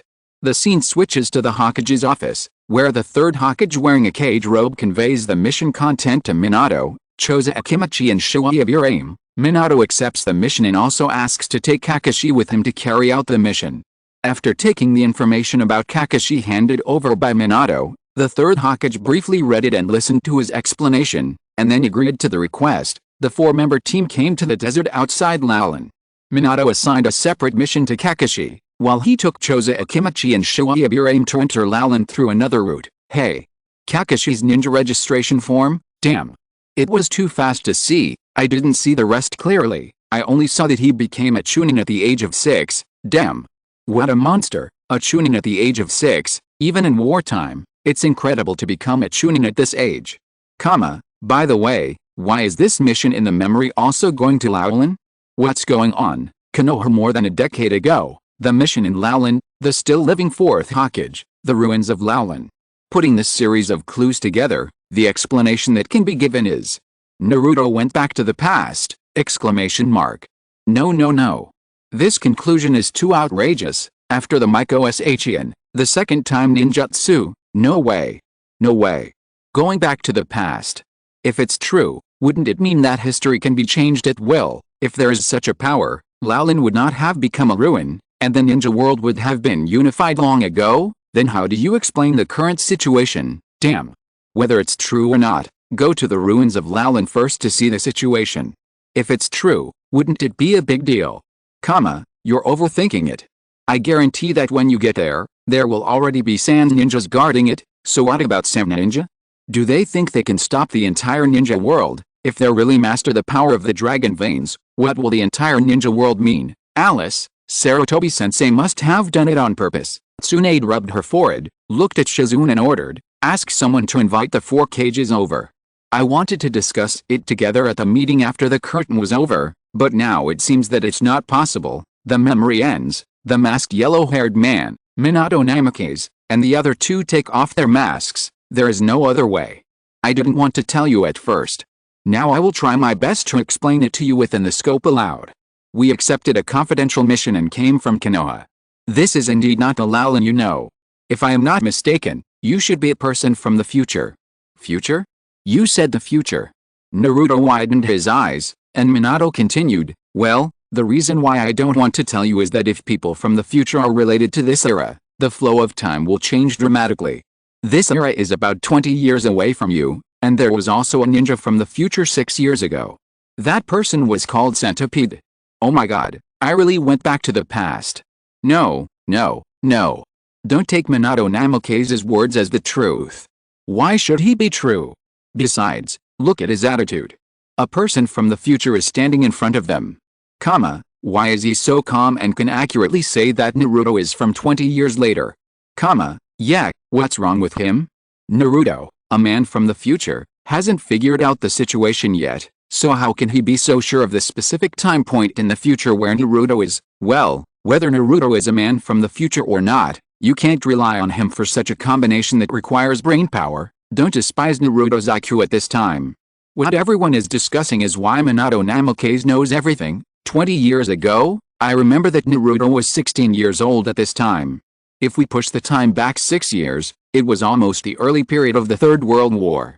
The goal of the Centipede was to change the outcome of this war and conquer the ninja world through puppet troops. They disappeared almost at the same time, so why are there 6 years difference in the time points of their appearance? Didn't Yamato get sucked in too? Could it be that he failed to another time point? Chapter 335. In the Pure Land, Uchiha Madara looked at the sky curtain with strange eyes. How come this ninja world is becoming more and more unfamiliar? Since the appearance of the sky curtain, all kinds of creatures, abilities and equipment that have never been heard of or seen have appeared one after another, making Uchiha Madara doubt whether the history he learned has been deleted or modified. Originally, Uchiha Madara didn't take it seriously. After all, he always believed that the Ten Tails was the ultimate power of this world, but now there is a so-called dragon vein with infinite chakra, and it can even travel through time and space. Because of the relationship with Senju Tobirama, Uchiha Madara has studied time and space ninjutsu. Although he didn't go deep, he knew more than ordinary ninjas. He originally thought that the witch Shin was just an individual case and didn't need to worry too much, but he never thought that time travel really existed. Since the dragon vein can allow people to travel through time, are there other ways to replicate this effect? Uchiha Madara, who is committed to world peace, has to face this possibility. Even if he cannot control it, he must come up with a strategy to deal with it, otherwise there may be a ninja alliance from the future, shouting about bond, freedom, and loving you 3,000 times to destroy his plan. It feels like there are more problems to solve, but I don't hate this feeling. Uchiha Madara exhaled deeply, looked confidently at the red and blue chakra swirling in the center of his palm, and squeezed it hard to disperse it. Obito, who had come to a large lake and was about to go into the water to capture the three-tailed beast, heard Minato's story about time travel on the sky screen. Although he had already convinced himself with the shrine made in Shin, Obito still couldn't help but have a reverie. If he could go back to the past to save Rin. Black Zetsu, who was acting with him, knew that Obito was starting to have wild thoughts again without seeing his face, so he immediately said, "Afei, don't think too much. Just going back to the past will not realize your ideal. Even if you can save Naruto, can you guarantee that she will never encounter other dangers in her life? If the ninja system is not changed, the tragedy will continue to repeat itself." "Who? Don't say anything more, I know this better than anyone," Obito said coldly, took off his Akatsuki robe and walked into the water step by step in a hollow state. In the Hokage's office, after hearing Minato's explanation on the sky, Naruto finally understood what happened to him on the sky, and couldn't help but widen his eyes. "What? I went back to the past? Back to 20 years ago? And that big brother is the fourth Hokage? Are you sure, lecherous immortal, is that man really the fourth Hokage? Your reaction arc is too long." Jiraiya complained speechlessly, and then replied, "Yes, you on the sky did go back to the past, and that yellow-haired man is indeed the fourth Hokage. I guess it's because of the dragon vein in Minato's seal, and by chance. Awesome. I can actually see the fourth Hokage. And I can fight side by side with him. It's great." Naruto didn't even listen to Jiraiya's explanation about time travel, and the whole person was excited all of a sudden. Jiraiya smacked his lips and stopped explaining, letting Naruto vent his emotions excitedly. In fact, he himself was not very concerned about how to travel through time. Instead, "I wonder if the relationship between Minato and Naruto will be revealed. Minato is so smart. If he senses the Nine-Tails chakra in Naruto, he may be able to guess his identity at once." "What? We are chasing the centipede?" Naruto subconsciously interrupted, and then hugged his head and shouted, What's going on? I'm completely confused. What happened to you? Can you tell me? Maybe you can find some clues." Minato asked, so Naruto simply repeated what happened before. Although Naruto's story lacked some details, Minato immediately analyzed that he was here because of the space-time ninjutsu, and concluded that as long as the centipede was defeated, Naruto could return to the original world. Naruto was relieved when he heard this. Minato said seriously, "In any case, we must defeat the centipede as soon as possible, otherwise the times will become even more distorted." Space-time ninjutsu, space-time ninjutsu, I always thought it was just a general term, but now looking at the situation of the fourth Hokage, he seems to have really studied time ninjutsu. This can explain why he could tell at a glance that Naruto was from 20 years later. It can't be that Konoha is receiving all kinds of time travelers all day long, so it is so experienced in this area. I don't quite understand here. Why can Naruto go back after defeating the centipede? What is going on here? What logic? According to my understanding, although the centipede absorbed the seal of the fourth Hokage, it only made the effect of the seal disappear, and did not completely unlock the seal. Therefore, as long as the centipede is lost, the seal can work again, the disturbed time and space will be restored, and Naruto can go back. The thing that is sealed is the dragon vein of the future, and the seal must go back to the future to take effect. Then, forget it, even people from the future appear here, so what is the seal of time travel? This is different from the development of the plot. If you don't understand the research of ninjutsu, you don't understand it, not to mention the time that almost no one involves. I remember it. Naruto suddenly interrupted Minato's words. He leaned close to Minato and stared at his face. "Brother, your face, I feel like I have seen it somewhere, and it is exactly the same as the fourth Hokage on the Rock Mountain." "What you said is ridiculous.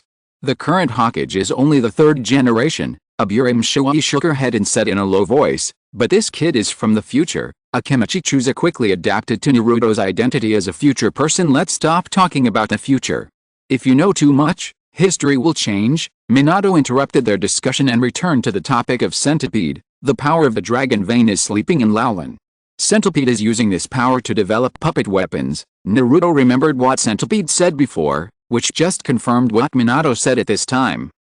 Naruto, your reaction arc? I was wondering why he didn't react at all when he saw the fourth Hokage. It turns out that he didn't recognize him.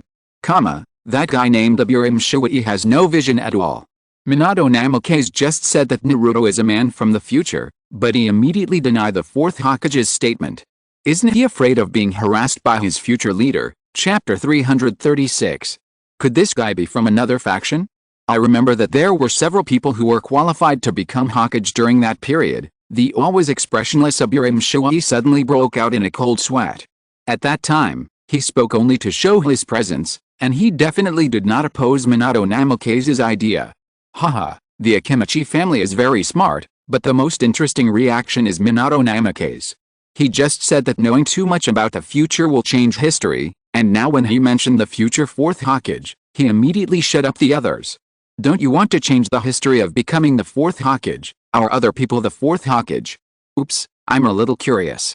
Please try this idea if you have the opportunity to travel through time in the future. Isn't it interesting to think about the world where I don't become the fourth Hokage, in the belly of the god of death? Minato Namikaze chuckled and said that he did not reject this whimsical development. By the way, I didn't really notice it just now, but now I suddenly realize that Naruto's hair and eye color are the same as the fourth Hokage. Really? Well, you know what? They look a bit similar. Hey.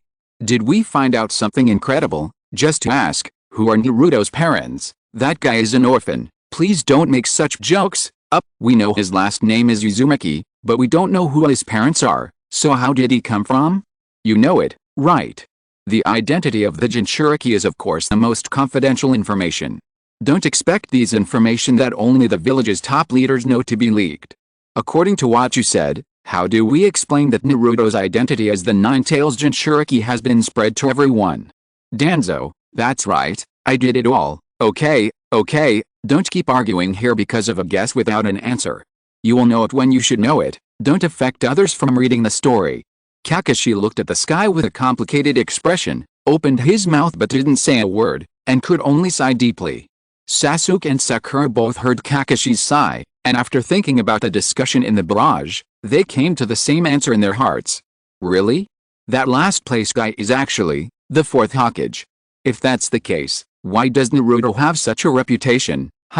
What are they talking about me and the fourth Hokage? Naruto scratched his head, not knowing what riddle the barrage was talking about. Jiraiya and Tsunade looked at each other. They had originally thought of waiting for the third Hokage to wake up and discuss with him before telling Naruto about his life experience. Now it seems that they may have to do it earlier. Stop talking nonsense. Sarah, who heard all their words, came over angrily. Please don't talk nonsense, please. The one who came here 6 years ago was not a ninja named Beizu, but an outstanding man named Enlushin. Now Enlushin has inherited his mother's legacy as a minister and is working hard for this city.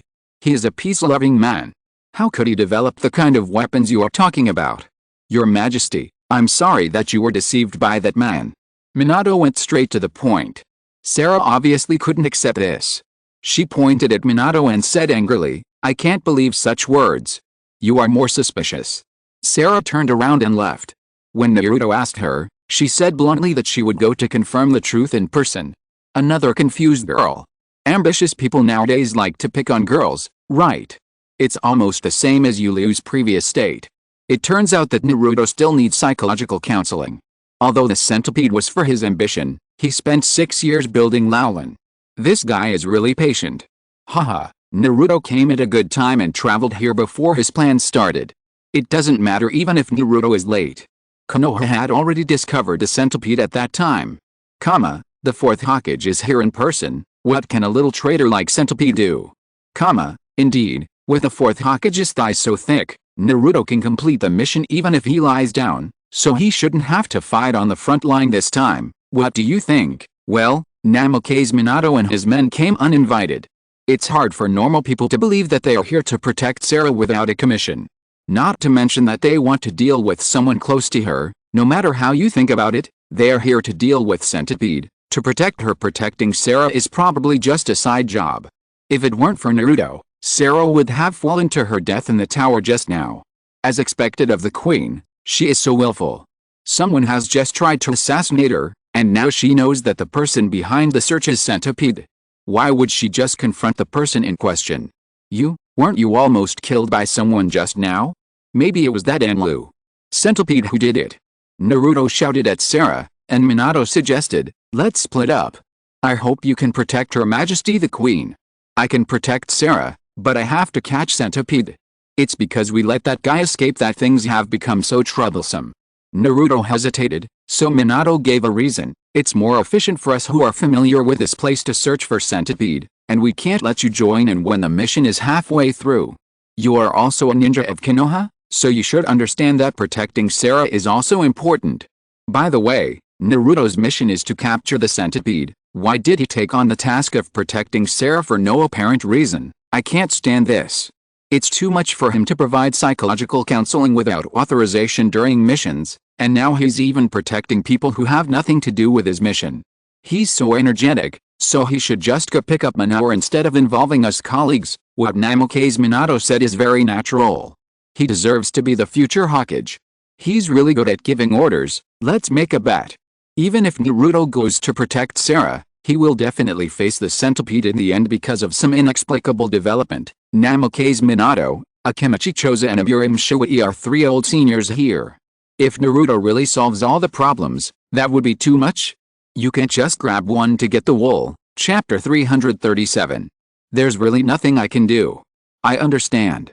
I can't just leave Sarah alone. Naruto scratched his head and agreed. Then Minato handed him a Flying Thunder God Kunai. This kunai is specially made by me. As long as you hold it, I can rush to your side immediately no matter where you are. This is the kunai inserted in the sealing ritual. So, this person is really... Naruto stared at Minato and couldn't help saying, "Ah, big brother, you are really... Go quickly, time is running out now." Minato interrupted Naruto's question with a slightly harsh tone. Naruto couldn't ask any more questions.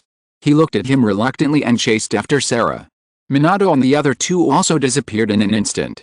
Naruto, as long as the other party doesn't admit it, can't we confirm his identity? The evidence is so obvious.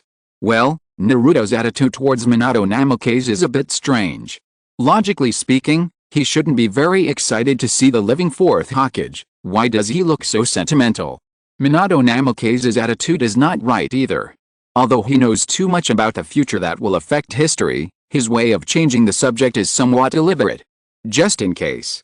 Naruto's personality is obvious to all. He is afraid that Naruto will be quick-witted and say something that shouldn't be known. Does he really not want to change history? If normal people have the opportunity to know the future, shouldn't they understand everything clearly and then change all kinds of unsatisfactory things? If everyone thinks this way, the world will be in chaos. Although I don't know how time exists, anyone with a normal mind will think it's inappropriate to change history at will. I think so too, so I think Naruto's time travel should be just a coincidence. Otherwise, as long as the Laulan royal family at a certain point in the past, if you have bad intentions, the world will not be what it is now. The power of time cannot be stopped without knowing it in advance. Forget it, let's not talk about complicated questions. I want to ask, what's the matter with the kunai that the 4th Hokage gave to Naruto? Did he want him to seal the dragon veins at the same time?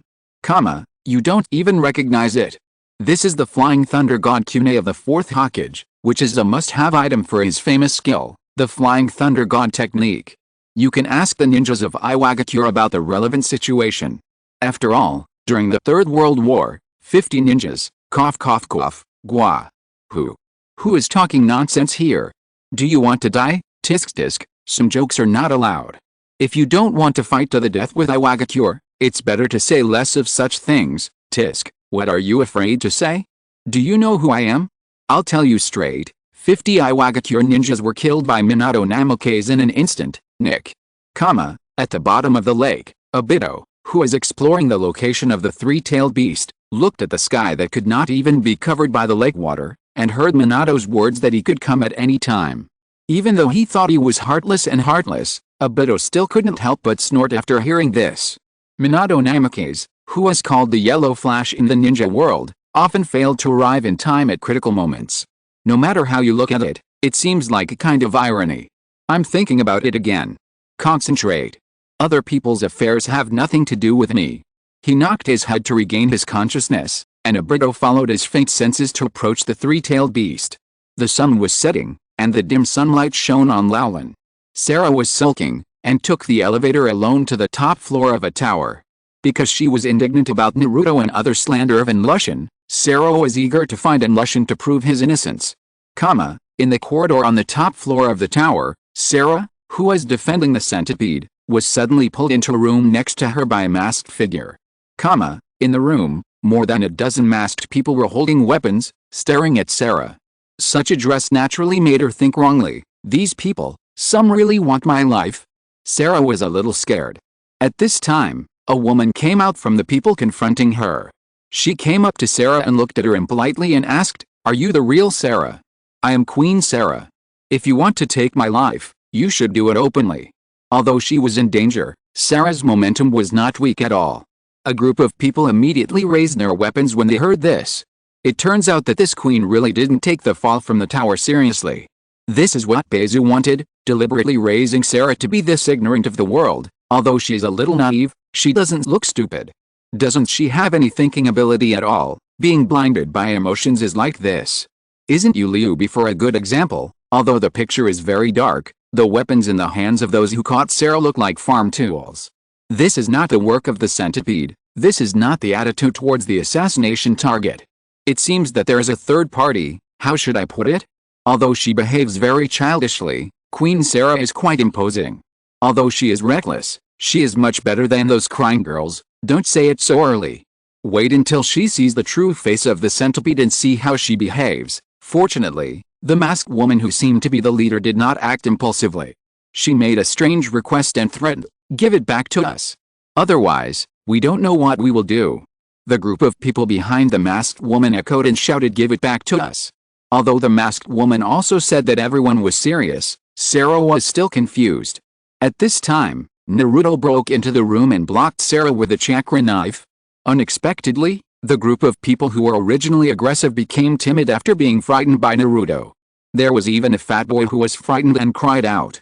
At this time, the lights in the room were turned on, and the group of people who were covered with their heads and faces pulled off the scarves on their faces to reveal their true faces. They were just some women, children and the elderly.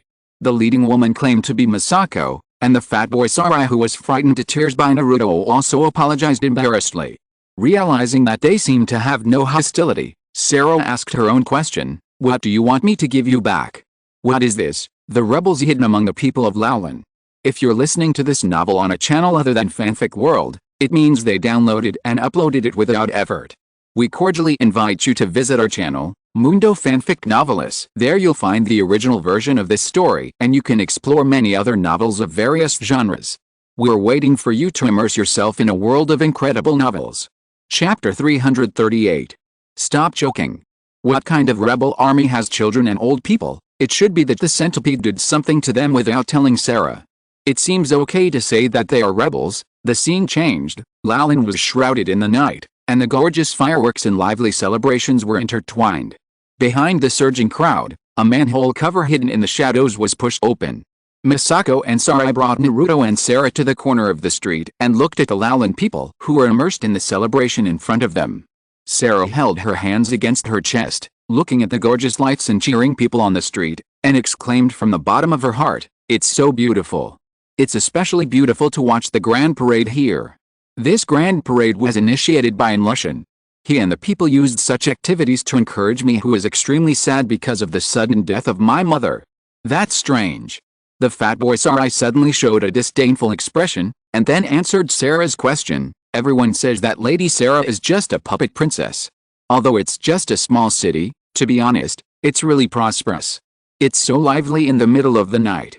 It seems that Bezu has made a lot of efforts. This guy has discovered his hidden talent. It's a waste of talent to be a ninja. Laughs. That's not right. Did Sarah fall from the tower during the day? Did these people see it? It's a bit strange indeed. Even if there is no panic after something like that happens, there is no reason to continue the celebration like this. This little fat guy said that Sarah is a puppet princess. In addition to the situation on the sky curtain, could it be that the centipede has already won over most of the Laolin people, so no one takes Sarah seriously? Well, maybe. After all, the centipede blatantly wants to kill Sarah. I guess Sarah has no effect on him anymore. Sarah couldn't believe that she was actually treated like this. Misako quickly shut up Sarai and apologized to Sarai on his behalf. At the same time, she also said the reason why she wanted to kidnap Sarai before, because everyone's family was taken away one morning. I heard that it was the order of Lord Sarai. Sarah naturally didn't want to take the blame and immediately denied it angrily, but Sarai swore that her father and brother were taken away. Misako also said that she heard that the people who were taken away were making weapons for war somewhere in this country. It's just like what the masked brother said. Naruto paid attention to Sarah's expression. Sure enough, she was still unwilling to accept it. This must be a lie. If it's true, why are there so many people welcoming me warmly? Where are the people welcoming you? Sarai said bluntly. Sarah didn't understand why he could lie with his eyes open. He pointed at the people on the street angrily and said, "What are you talking about? Aren't so many people welcoming me with joy?" Using Sarah's name to make trouble. Beizu chose Laolin for the right place. Not only does it have a dragon vein with infinite chakra, but there is also a large labor force to help him produce puppets, plus a completely obedient person. The queen who played this card well. The sudden death of the previous queen must have been caused by Beizu. Just to make it easier to control Sarah, it seems that the previous queen was not very smart. She actually let Beizu get the position of minister. The problem is that this guy does have the talent to manage the country. A small country like Laolin does not strictly control the entry of outsiders like the ninja village. If I were the ruler of Laolin, I might also let Beizu get a high position. Sarah really has selective amnesia. She fell from the tower, and the people are still cheering, which is a problem. Naruto looked at the crowd not far away with sharp eyes. After carefully observing the surrounding environment, he seemed to have discovered something. Naruto threw a chakra knife out of thin air. After cutting off something, the three people who were waving their hands suddenly stopped and collapsed to the ground. Catching the flying chakra knife, Naruto rushed forward and brought one of them to Sarah, and then Sarah was horrified to find that the so-called people who welcomed her were just a crudely made puppet. "Look, it's a puppet. Those are puppets being manipulated." Naruto pointed at the puppets on the street with a solemn expression, and then said to Sarah in a deep voice, "Sarah, look carefully." After Naruto pressed the puppet to inject chakra, a chakra line shot out from the puppet's fingertips to connect to other chakra lines scattered around the surrounding environment, and a large number of chakra lines were extended through dense pipes erected above the city. Noticing Naruto's inquiring gaze, Sarah looked at him and explained, "There flows the power source of the city, the power of the dragon vein." Fuck. I was scared by a group of puppets. What a ghost story, not a single real person. What do you think? If you were a real person, would you dare to stand with these puppets? It seems that my imagination is still not enough. Looking at this situation, most of the people in Laolin may have been captured by the centipede to produce puppets. Sarah is just a commander without troops except for the title of queen. The puppets produced by ordinary people may not be as good as those made by puppet masters themselves, but this number is quite amazing. It deserves to be called infinite chakra. It's okay. Puppet masters don't need much chakra to control puppets, but this scale is really impressive. The combat effectiveness of a puppeteer is measured by how many puppets he can control. Even our village's Chiyo grandmother can only control 10 puppets at most. Beizu. It's because of the geographical advantage, relying on the dragon veins and the pipelines arranged in the city to achieve this effect. You can't expect to have such an arrangement everywhere. It seems to be true. Where does Beizu get the confidence to conquer the world with these things? Can he leave Laolin? Another plan to conquer the world that was thought up on the spur of the moment. I'm speechless. Scorpion, who was flying to the hidden mist village on a clay bird, was also surprised by the number of puppets controlled by Beizu at first, but after careful observation, Scorpion immediately showed a disdainful attitude. Boring, with only a large number but completely lost the ability to flexibly control, and they are standard puppets. Compared with my collection, they are simply garbage. Chapter 339. Deidara smiled at Scorpion and said, "Dana, you are not jealous, are you? You are outshined by this little character who came out of nowhere. HMPH. What do you think? Even if you don't understand the art of puppets, you should have the most basic analytical ability. This kind of scene is just to scare the weak." Scorpion snorted coldly, and Deidara maintained his smile and said, "I feel that Dana talked a little too much today." Looking at the terrifying look in Scorpion's eyes, Deidara wisely stopped the topic, looked at the sky and said, "I don't understand the art of puppets, but this city is very beautiful. If I add my art, it will definitely be sublimated to the ultimate level."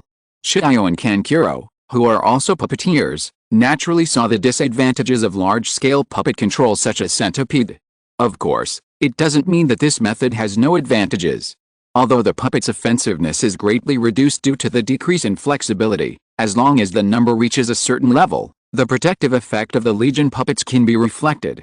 Even if there are still defects, they can serve as a supplement to the village's defense force, and can also greatly reduce the risk of puppeteers being exposed.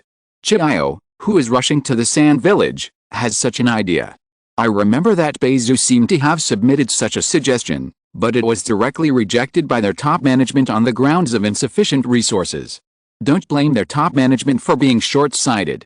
The overall environment of Sand Village itself cannot support Beizu's plan, but they can try it next, provided that Beizu can exert his governance ability and make efforts for the comprehensive construction of Sand Village. Even if it is impossible to fully replicate the prosperity of Laolin because of the lack of dragon veins, a discount can also make the overall strength of Sand Village rise to a higher level. At this time, in the meeting room of the Hawkage building, Luoshak, who was preparing to hold a meeting to discuss matters related to the dragon vein, had similar ideas to Chiyo. Anyway, there was no room for retreat in the Sand Village now. Let the centipede toss around a little bit, maybe a miracle would happen. As an old fox, Anoki also saw the changes that the centipede might bring to the Sand Village, and subconsciously dug a trap, as expected of someone who dreams of conquering the world. A rebel ninja has such ability. Luo heard his subtext and lightly suppressed the topic. Lord Tsuchikage, you are joking. This kind of small character is not even qualified to enter your eyes. I believe that the elders in the village should have captured him and detained him now. Humph. It's better to do this. Don't let him run away, otherwise we in Kumagakure will not hold back. The Raikage didn't want to play tricks with him, and directly expressed his attitude. By the way, I have a question that I can't figure out. If this country is completely under the control of Centipede, why is he controlling a bunch of puppets to hold a celebration here? Centipede must know that Sarah is still alive. He may want to continue to play his role and deceive Sarah by maintaining the celebration. If it weren't for Naruto's sharp eyes, Sarah would not have noticed that these people were fake. At this time, a loud horn sounded in the central square, followed by gorgeous music. On the high tower surrounded by puppets, a puppet with the appearance of Sarah walked onto the balcony and waved his hand solemnly towards the people below. The crowd of puppets also cooperated to make a welcoming gesture. This simple puppet show actually presented an extremely terrifying effect. At least Sarah couldn't help but feel scared, and Naruto said angrily, "The centipede guy is going to turn you into a puppet too." Sarah looked at him, Misako and Sarai at a loss, showing an expression of disbelief. "It's a lie. This is not true. Unlushan would never do such a thing." Sarah shouted and rushed directly into the group of puppets to escape reality. Naruto saw that the situation was not good and hurriedly chased after him, but was slowed down by the large number of puppets and accidentally let Sarah run away. PFFT. Sorry, I misunderstood. Centipede doesn't care about Sarah's life or death at all. You're sick. Who is Centipede putting on this puppet show for? Most of the people in the city should have been captured by Centipede to produce puppets. Naruto's previous battle with the puppets also exposed their existence to Centipede, so logically speaking, this puppet show is for Naruto and the others. What's the purpose? There must be a purpose for doing this. Does he do this for any other purpose besides exposing his own background? Well, maybe he wants to show his control over this city? Want to scare Naruto and the others away? Psychopaths are happy. Want to conquer ninjas? Do you have to have a problematic brain in the world? Just bear with it, you'll get used to it one day. So far, we've seen quite a few villains with problematic words and deeds. Hiss. It's all obvious, but Sarah still doesn't want to accept it. It's normal. Not to mention an ordinary girl, even an adult man may not be able to recover immediately when his spiritual support is broken. If you can't accept it, then don't run to the enemy. Naruto is doing voluntary labor. Don't increase his workload. With Naruto's impulsive personality, he can actually tolerate such unreasonable behavior. If it were me, I would have turned around and left. Sarah won't be captured by the centipede like this. Naruto looked around and, guided by a song, found Sarah hugging her knees and singing softly in a circular staircase. This song, you were also singing when I first met you. Naruto said condescendingly while standing on the stairs.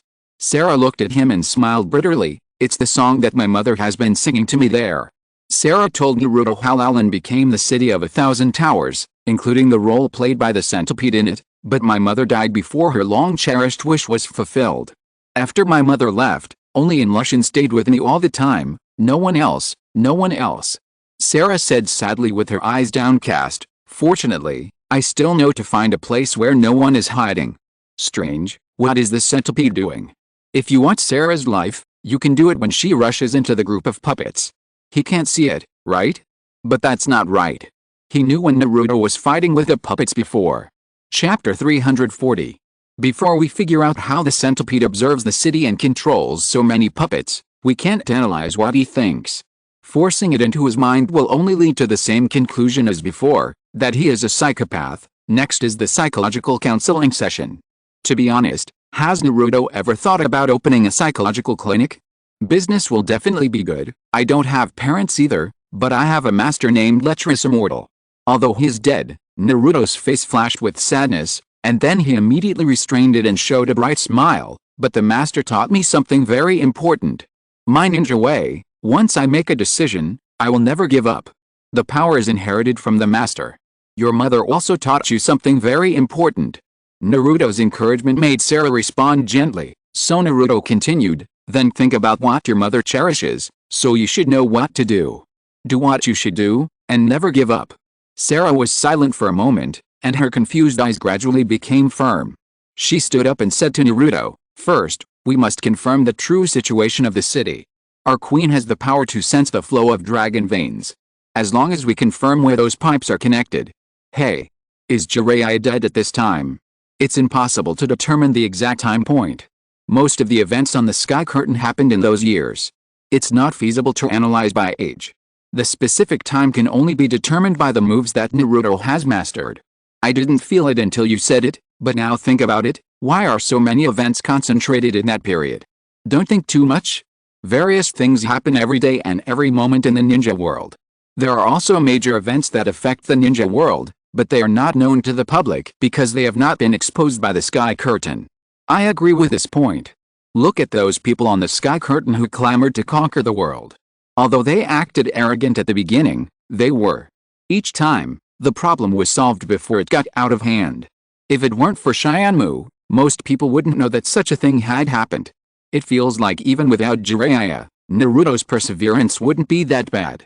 I can only say that Jiraiya and Naruto have such a good rapport. This kind of condition is really rare. You know what? Sarah is pretty strong. She actually cheered up so quickly. This is the most successful psychological counseling Naruto has ever had. Oh, it turns out that the Queen of Laulan has some kind of sensitivity to the dragon veins. It seems that she is not just a decoration. Naruto had no other ideas and decided to follow Sarah's plan. Naruto, Sarah, Misako, and Sarai followed the pipes to their terminal positions on the ground. Sarah pointed to the exhaust port under her feet, indicating that there was a convergence point for the flow of dragon veins below. After making promises with Misako and Sarai, Naruto protected Sarah through the exhaust port and went underground. Naruto and Sarah lurked carefully and emerged from an exhaust pipe. Amidst the steam, the two looked at the various mechanical devices that were constantly operating below, as well as the large number of Laulan people who were shackled and used as coolies. On the assembly lines, puppet soldiers were produced one after another. Seeing this scene, Sarah finally gave up and no longer had any luck. It's unbelievable. In order to make weapons, Unlushan actually let his people do this kind of thing. On the surface, it's a prosperous city, but it turns out to be a sweatshop underneath. This guy Bezu is making the best use of everything. You know what? Although it's definitely not as good as the puppets made by the puppeteer, the manufacturing speed of this assembly line is really amazing. No matter how many there are, what's the use if they can't exert their power? These puppets can't even leave Laulan.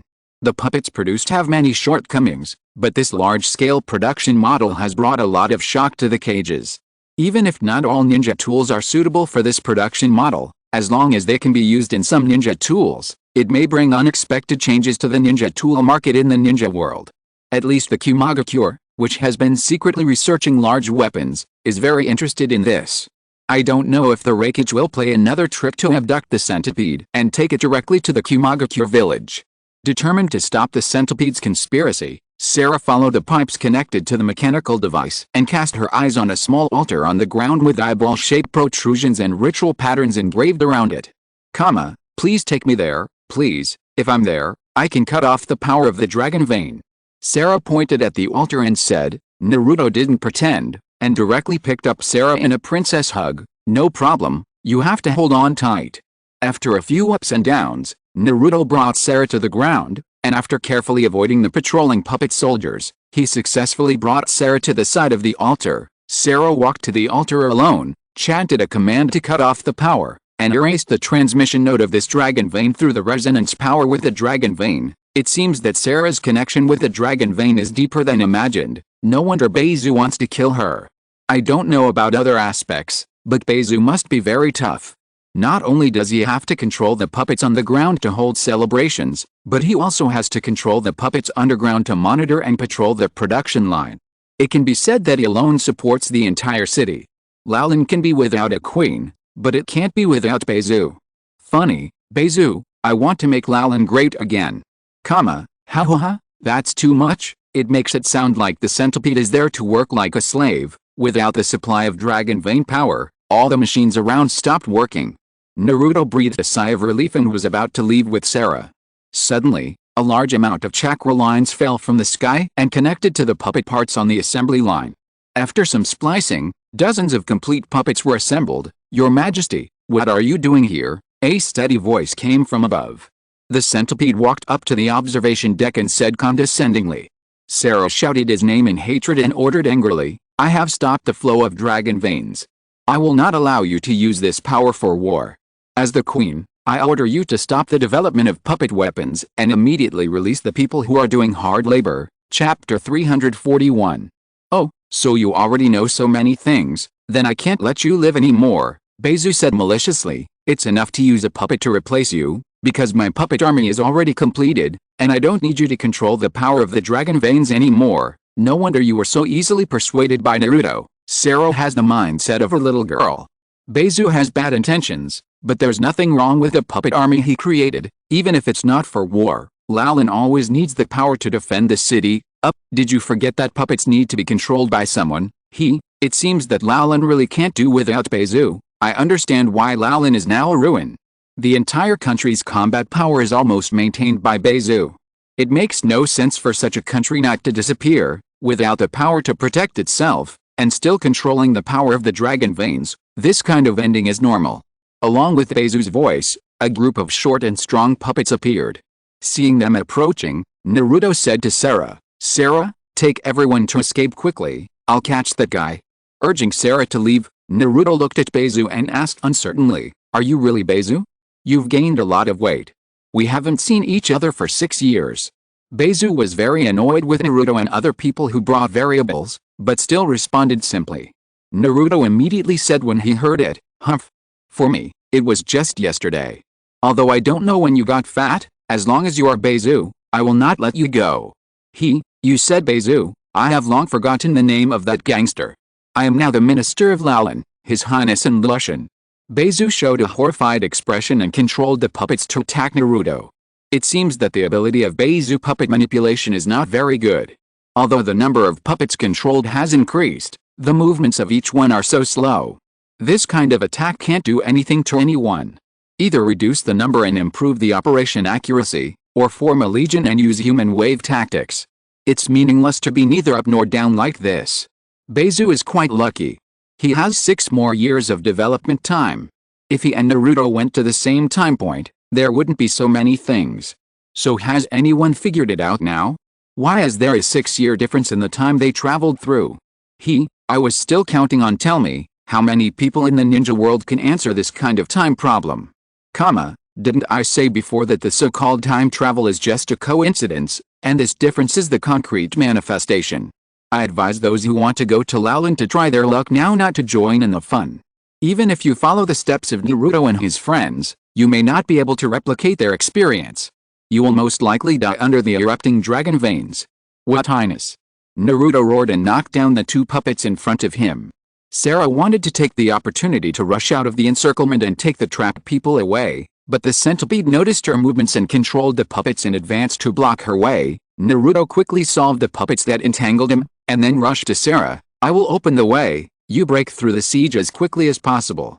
As he said, Naruto used the Rasengan to smash the puppets one by one to open a passage. Although he successfully covered Sarah's escape from the encirclement, he was caught by the puppets and restricted his movements. The dozens of puppets surrounding him quickly disintegrated under the control of the centipede, and then assembled layer by layer into a huge puppet, and Naruto was bound in its torso. Huh? What is Naruto doing? He was caught by those slow puppets so easily. No, where are your multiple shadow clones? Isn't this your specialty? With so few puppets, you can take them down without much effort. You don't use shadow clones when you should, but you always use this trick when you shouldn't. Naruto, do you really want to surprise people? It's embarrassing. We were suppressed by the human wave tactics when the enemy's number is not large at all. Why are you in such a hurry? Have you forgotten the real purpose of Naruto's shadow clones? They are cannon fodder and smoke bombs. Naturally, they will not be used here. Funny, hey. The centipede's puppets can be disassembled and reassembled. In this way, different types of puppets may be assembled to deal with various occasions. This is a new idea. It seems that no other puppeteer has used similar tactics so far. Apart from anything else, the centipede, this guy has a really good imagination. Such a person is more or less a talent, so why did he become a traitor? To conquer the world, how can the small sand village be qualified to carry Beizu's great dream? Loudly, Scorpion was a little surprised that Beizu, the traitor ninja he didn't take seriously, actually showed something that interested him. Although his 100 machines operation can be disassembled at will and various parts can be spliced onto other puppets, it is limited by the human structure of the puppets, and there are strict requirements for the placement of various parts. It is also impossible to change the shape and size as arbitrarily as Beizu. However, although it is a bit novel, that kind of design can only enrich the user's combat means at best, and it can't play a big role in improving strength, especially for a master like Scorpion, not to mention that this kind of standard puppet is seriously contrary to Scorpion's artistic concept. Scorpion's interest is the biggest response. It's a bit interesting, but it's far worse than my human puppets. No matter how many dead things there are, they can't match the value of living things. Sarah, who had already run out, stopped in worry when she saw this. Through the gap in the puppet, looking at Naruto's painful expression, Beizu said with a confident look, You can't get out, right? You can't use your strength, because the puppet is absorbing your chakra. Beizu slowly descended on the hanging board, and said to Sarah in a mocking tone, Thank you for your contribution so far, Sarah. You replaced my deceased mother and worked hard for my great dream, but now you are useless. I will send you to reunite with your mother now. Could it be, you killed my mother? Sarah widened her eyes, and her emotions were fatally collapsed. Chapter 342. Beizu saw this and immediately increased his firepower. It seems that you finally understood.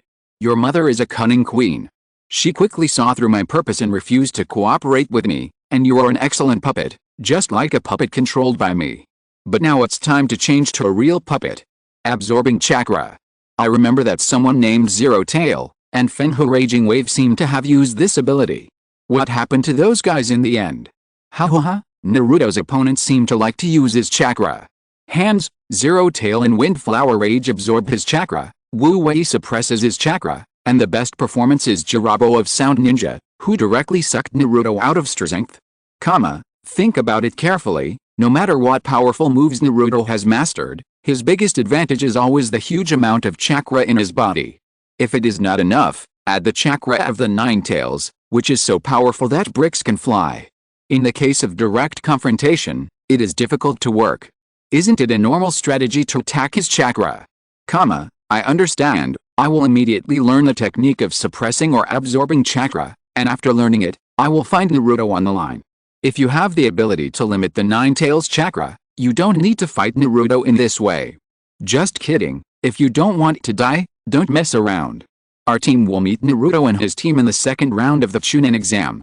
If you really think that he has no other abilities besides his chakra, good luck to you.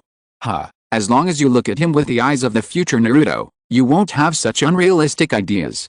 Can people have some dreams? Anyway, in this exam, those who appeared on the sky screen received special attention. They were indeed quite capable. Except for the fact that they eliminated some people among themselves, the others who came to them basically lost their qualification for the exam. Sarah still doesn't know enough about the malice of humans. She didn't even suspect that her mother was killed by the centipede. Why did I see the shadows of Hyde and Timsy again? How many people's experience has Sarah had? Sarah's arms trembled, tears overflowed from her wide eyes, and she fell to the ground in despair. Looking at the centipede walking towards Sarah, Naruto shouted to attract his attention, and encouraged Sarah. Sarah, cheer up.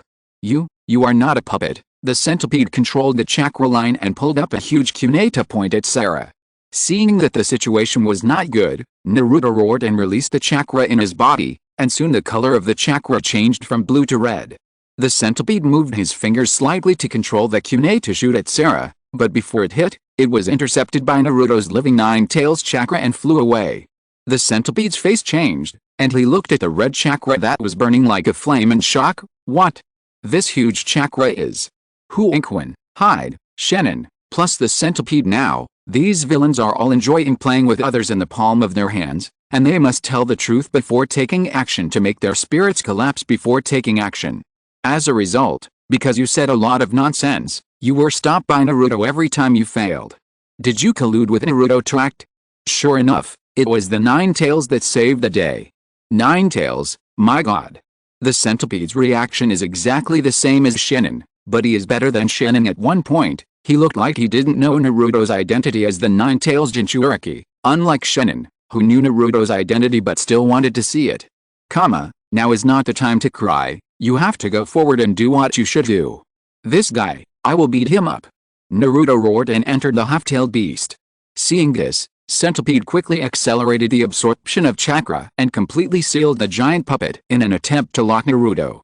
Unfortunately, this restraint failed in less than a few seconds under the huge amount of chakra of the Nine Tails. Naruto rushed out of the puppet's exploded torso, stepped on a chakra line in mid-air to deflect the direction, and punched Centipede in the face and knocked him to the ground. Centipede's face was directly shattered, but what was exposed inside was not human flesh and blood, but a layer of broken mechanical structure. Hey! The centipede is also a puppet. Can't this make the puppet look like a real person? Then what about Sarah's fake puppet before? Anyway, the whole city is controlled by him, so what does it matter whether it's real or fake? What do you mean? That's not the case. We should still pay attention to some public opinion environments. However, since there are such realistic puppets, if it weren't for Naruto and the others, Centipede might really be able to use Laolin as a base to launch a conquest plan against the ninja world. What if again, a plan that was stopped before success is meaningless? Sure enough, relying on a desperate attitude to save the opponent's spirit, Naruto is really a one-trick pony. Let me remind you that Naruto's mission is to capture Centipede. Whispering, there's no need to discuss this in the future. It doesn't matter whether it's a mission or not. Naruto can't remember the content of the mission anyway. Looking at this scene, Naruto was slightly stunned. As a result, at the moment he lost consciousness, the half of Centipede's face that was broken was directly restored to its original state. In Laolin, my power is unlimited. Completely unaffected by the attack, the centipede stood up easily, releasing chakra lines again to control the surrounding puppets to surround him at the same time. The centipede's cloak was raised to wrap around his body. In an instant, a huge spider-shaped puppet broke through the cloak and appeared, and proudly said to Naruto in front of him, "Look, this is my ultimate body." Naruto was shocked by his changes, and was suppressed by the centipede's continuous attacks for a while. Sarah on the other side was surrounded by puppets again. Naruto had no choice but to retreat to her side and think about how to change the current situation. How did the centipede recover? I don't understand. Is this a puppet?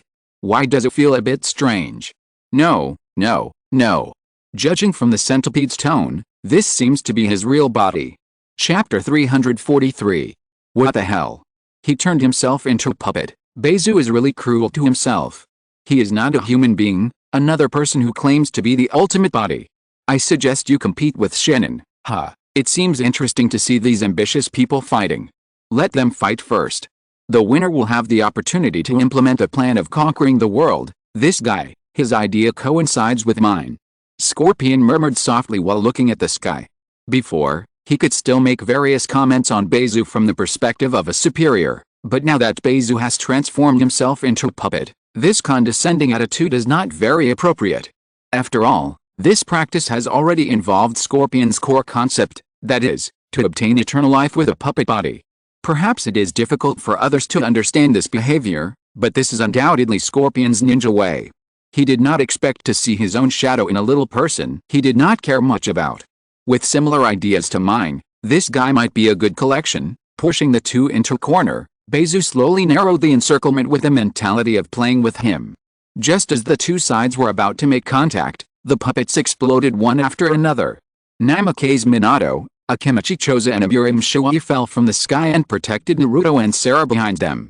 At this time, not only the puppets, but also the surrounding production equipment exploded. Seeing this, Minato praised, "It seems that he is doing very well." Following Minato's sight, I saw the young boy Kakashi wandering among various mechanical equipment, indiscriminately destroying everything around him with detonating tags. The plan went smoothly, and Minato reminded Naruto to take Sarah away quickly. Naruto reacted and said to Sarah, "Sarah, go. Take everyone to escape to the ground together." After explaining this, Naruto used the Rasengan and hit Beizu's face hard, knocking him out.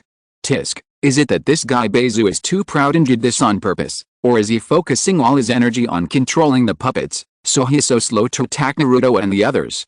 It's as if he is waiting for Minato, Namake's and the others to show up. Please, if you want to conquer the world, please change this bad habit. Naruto's ability to stop your plans every time is closely related to your behavior, okay? Even the enemy is giving us a chance, we have to win. I was just wondering where Kakashi went, it turns out arranged here. I don't know how to evaluate the difficulty of Kakashi's mission. It's dangerous to sneak into the enemy camp, not to mention a place like Lowland where there are enemy spies everywhere, but Naruto and his friends can run around everywhere in the city. No matter how difficult it is, it's good to bring him out to see the world, and meet your future students. Hey, it seems quite interesting, meeting with the young Kakashi teacher. Naruto looked at the young Kakashi on the sky with a smirk, and was very curious about his future self's reaction. Under the shade of the tree, Kakashi scratched his head. Because he hadn't unlocked the memory seal yet, he didn't know what would happen next, but it was probably not a good thing. The childhood experience was basically a black history for Kakashi now. According to Naruto's instructions, Sarah rescued the Lowland people who were used as coolies by the centipede. Then, at her call, a group of people staggered towards the ground. On the main battlefield, Naruto was a little surprised to see the centipede being hit into the wall, but still able to move. Minato also showed a serious expression and reminded, "Don't be careless. We don't know his true ability yet. Do you think you can defeat me like this?" The centipede struggled to break away from the wall, and then a large amount of chakra lines shot out from various parts of his body, pulling all the puppet parts scattered around and integrating them into his body. After some stretching and deformation, the centipede's damaged body was restored to its original state, and its size expanded again. I should have said that my power is unlimited.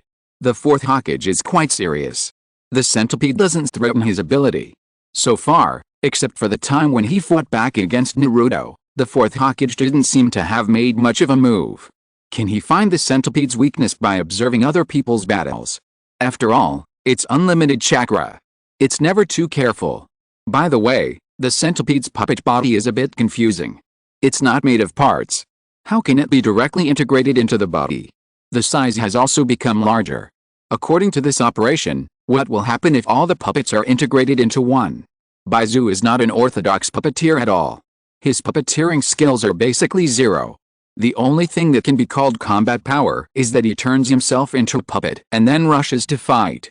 We must strictly resist this kind of messy behavior and cannot let black sheep like Beizu ruin other people's impression of puppeteers. HMPH. Pedantic ideas. Scorpion expressed his disdainful attitude. Clinging to the traditional set of things has led to the current generation of puppeteers being inferior to the previous generation. Innovation is the best way to maintain vitality. Otherwise, how can new technologies such as puppetry be born? Perhaps Beizu has no artistic taste, but Scorpion admires his courage to step out of his comfort zone. Look, now there is a new puppet technology that even Scorpion cannot understand. Perhaps it is some kind of technique? Or is it the use of chakra? If he could obtain this method of freely fusing puppets, Scorpion would be able to break free from the constraints of the parts structure and create stronger human puppets, so that he could better practice his art. Naruto didn't care about the infinite power, and directly used the multiple shadow clone technique, and rushed up with many clones to fight with Centipede. However, because of the integration of a large number of puppets, Centipede's body was so hard that even the chakra knife could only scratch its surface. He just took on Naruto's attack and threw out one shadow clone after another. Seeing Naruto's ineffective attack, under Minato's order, Akimichi Choza and Aburim Shiwai took over the battle and attacked Centipede. Partial multiplication technique. Ninjutsu, insect ball. First, Akimichi Choza punched the centipede into the wall again, and then the insects released by Aburim Shiwai wrapped the centipede layer by layer and bit its body.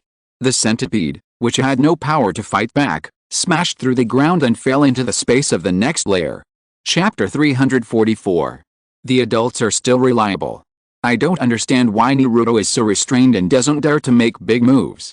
He is not like the usual Naruto at all. It seems that the centipede has no ability to fight back. Although its recovery seems to be okay, its combat power is terribly low. It's a joke to want to conquer the world at this level. His dream is actually to develop Lauren. The fourth Hokage said that the centipede still has some real power that has not been exerted, but it is really embarrassing now. Several people approached the ground that was smashed through. Before they could see the situation below clearly, a large amount of chakra lines shot out from below again. The centipede gathered the scattered puppet parts around it and shouted, "Let you see the power of the ultimate puppet weapon I created. See my brand new body." The ground shook violently. The four people retreated quickly, looking at the centipede in doubt as it rose from the ground, became larger, and changed its appearance again. On the ground, Sarah led the rescued people to reunite with their families. Although she was so tired that she was panting, she was also relieved by their undisguised joy. By the way, can the centipede absorb all the puppets around it at once? It absorbs every time it is knocked down, absorbs every time it is knocked down. You are addicted to being beaten. What kind of ultimate weapon is this? I feel like this word is worthless. Shannon, don't you have your own lines? You have realized that the Legion tactics are useless. Are you ready to concentrate all your strength? Hiss. The size of the body is expanding rapidly. If it absorbs more parts, it may exceed the size of the tailed beasts. It should not be able to grow infinitely. Controlling such a huge body also requires energy. However, the vibration from the ground reminded Sarah that things were not over yet. The centipede's increasingly swollen body rushed out of the ground with a large number of Naruto's shadow clones. Sarah immediately shouted his name nervously. While struggling with the centipede, Naruto shouted to Sarah, "Sarah, I will find a way to stop it here, you quickly take everyone away from here." Seeing that she was still a little hesitant, Naruto quickly reminded her, "You have to protect everyone, you are the queen." I understand. Sarah responded seriously, looking at the tower on the central square where the celebration was held before, and after a brief discussion with a group of people behind her, she took them there to take refuge. Where are the fourth Hokage and his friends? Why is Naruto the only one left fighting the centipede? Naruto and his friends are fine, but why is it that you, the fourth Hokage, are doing this? I wonder if Naruto will have to deal with the centipede alone in the end. It's the routine again. Naruto is really tired. Not only does he have to deal with the enemy, but he also has to cheer for the people he is protecting during this period, while his teammates just play missing. It's really cost-effective. For the price of a C-level commission, you can enjoy at least the treatment of an A-level mission. There is no better commission than Naruto. Seeing Sarah escape, the centipede wanting to waste more time on Naruto, he waved his huge fist to force him back, and chased after Sarah without looking back. Naruto landed on a high tower and looked at the centipede with confusion. Why did the centipede insist on killing Sarah? I think there must be some special reason. Minato appeared beside Naruto in an instant, then looked at him and said, "Naruto, I hope you can protect Sarah for a while, we still have things to do. Leave it to me." Naruto answered excitedly, but when Minato left, he showed a confused expression on his face. Well, as soon as the big brother opened his mouth, I felt like a bang. Forget it. Unable to figure out what was going on, Naruto immediately set off to chase after the centipede. Why? Isn't it because Sarah can shut down the dragon vein? Didn't she do it in front of you before? You can always trust Naruto's brain. You got it the other way around. I believe his brain can't remember anything. Look, the fourth Hokage must have been hiding nearby to watch the show, and he ran out after the centipede ran away. There are other things to do. What exactly did the fourth Hokage and his men come to Lowland for? Protecting Sarah is a side job. This point has been analyzed before. Letting the centipede act without stopping it is also said, knowing that their mission has nothing to do with centipede. Excluding these two options, there is no need to guess the rest. They must be here for the dragon vein. I knew Konoha's purpose was not that simple. Whether it was infinite chakra or time travel, why would they leave the power of the dragon vein alone?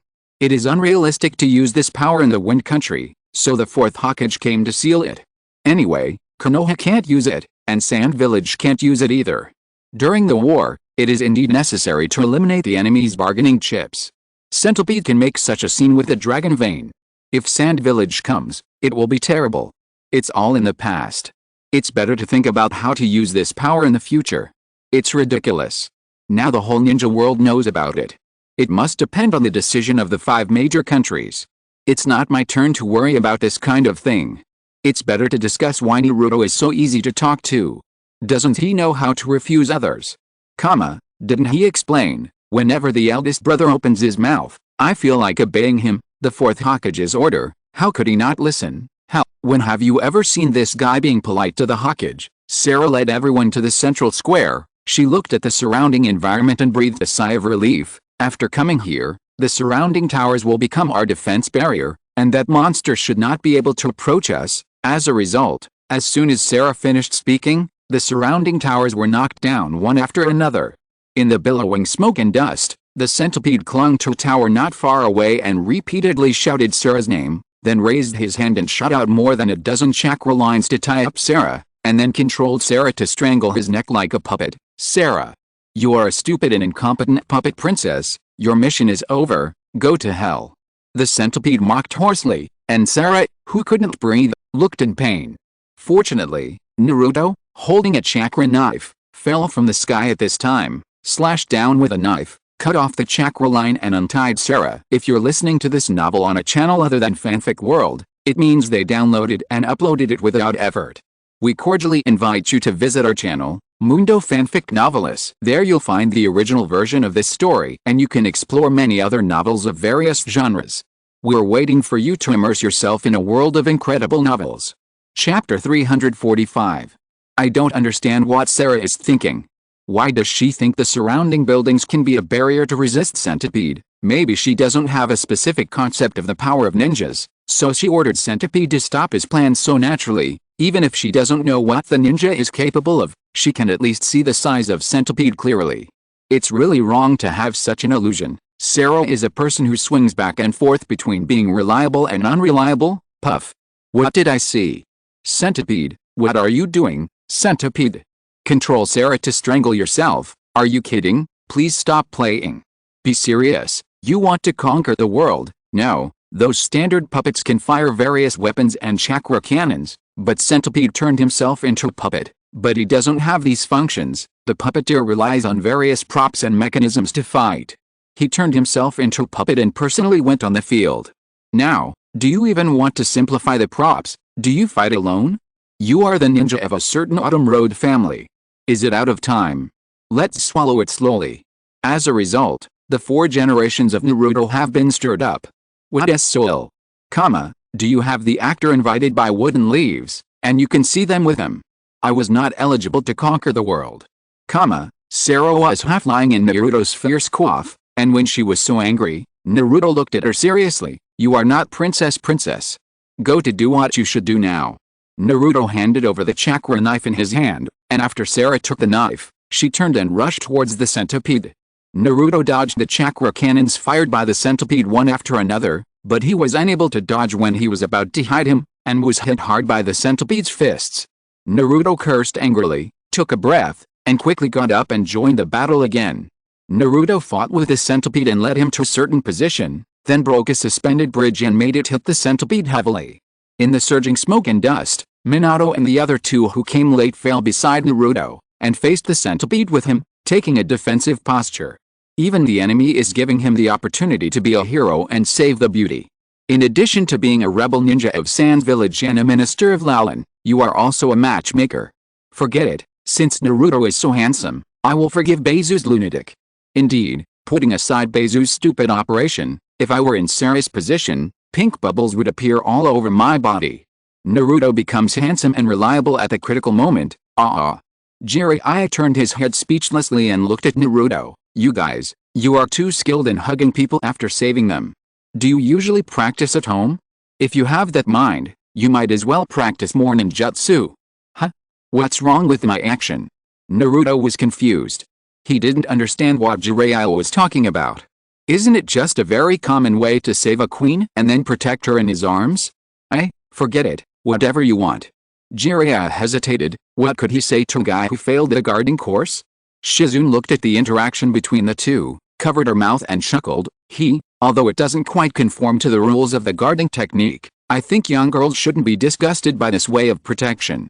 Naruto-kun is very popular now. Really? Hey, this is really embarrassing to hear. Our Naruto and Centipede playing some kind of turn-based battle? You beat me and then I beat you, infinite loop. Both sides have ridiculously strong recovery abilities. This is the nth time.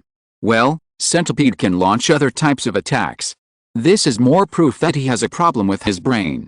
What are you saying? Are you sure he still has a brain? He has turned himself into a puppet. How can he think without a brain?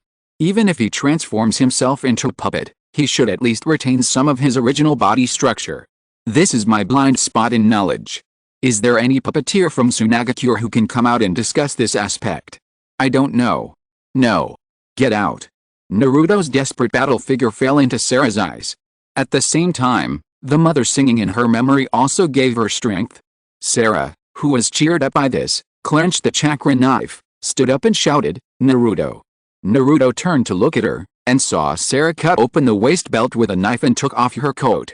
At the same time, she cut off her long skirt and tied up her hair. Looking at Naruto and the others who jumped to her side, Sarah said neatly, "In order to protect the people, I will not hesitate even if it means cutting off the source of the dragon vein." Naruto then understood why Beizu is determined to kill Sarah. Sarah continued, "The courtyard where Naruto first met, as long as we can reach there, the power of the dragon vein will not be affected, and Lushan will not be able to get close to it." Naruto then remembered what happened when he first came here. With his encouragement, Sarah persuaded everyone to agree to her plan. Oh, now it's Reliable Sarah again. What the hell is Reliable Sarah? It sounds like the same model as Nine-Tailed Naruto. Naruto really forgot about Sarah erasing a dragon vein node before. Although this does not affect their attack on Centipede, this analytical ability is basically zero, not even as good as the ninja school students. At this point, is this kind of thing worth making a fuss about? By the way, Centipede said before that Sarah has the power to control the dragon veins. I thought it was limited by blood or something, but now from the way Centipede uses the power of the dragon veins as if it were an arm, it is obviously not the case. Except for closing the dragon vein, Sarah is not as good as Centipede in other aspects. Who is the master of this country? But before they could move, Centipede pushed away the huge rocks and tiles pressing on him, stretched out a long centipede tail and roared, "Sarah, I will never let you live." Chapter 346. Naruto immediately prepared for the battle and urged Sarah to act quickly. At her call, everyone followed Sarah and left the central square. Naruto looked at the centipede and was ready to attack, but was stopped by Akimichi Choza and Aburim Shiwai. Wait, this is our job. You go protect Sarah, because it will save time if we act separately. What are you talking about, big brothers? Looking at the two people who came forward, Naruto subconsciously objected, but Minato agreed to this arrangement. Under his explanation and urging, Naruto reluctantly agreed and followed Minato to follow Sarah's team. The battles so far have been mediocre. Beizu is relying on his recovery power to hold on. This kind of battle that drags the opponent to the point where he can't hold on is the most boring. This kind of battle is considered to be of a very high level, but everyone's appetite has been spoiled by the previous exciting battles, so it looks a bit boring. PFFT. Ha ha ha. Big brothers, Naruto, how you address them, ha ha ha. Isn't it funny? Did he call the fourth Hokage big brother before? Because of his face. Damn. Don't talk about such a bad topic. In addition to the fact that the fourth Hokage's young face doesn't look out of place, it's also because he died young, and everyone's impression of him is still stuck in his youth. Unlike the other two, they are still alive now, and they are already two real uncles. In the Pure Land, Kushina looked at the discussion on the title of Big Brother on the barrage, grinning and almost laughing out loud. If Minato was in front of her now, Kushina guaranteed that she would laugh out loud and tease him about being called Big Brother by his son. Hey, Minato should not be able to see these, and he doesn't know what the belly of the god of death looks like. Kushina missed her husband for a moment, but then waved her fist viciously. No, no, Minato had seen Naruto before he was born. Ah, I'm so envious that I can see Naruto when he grows up.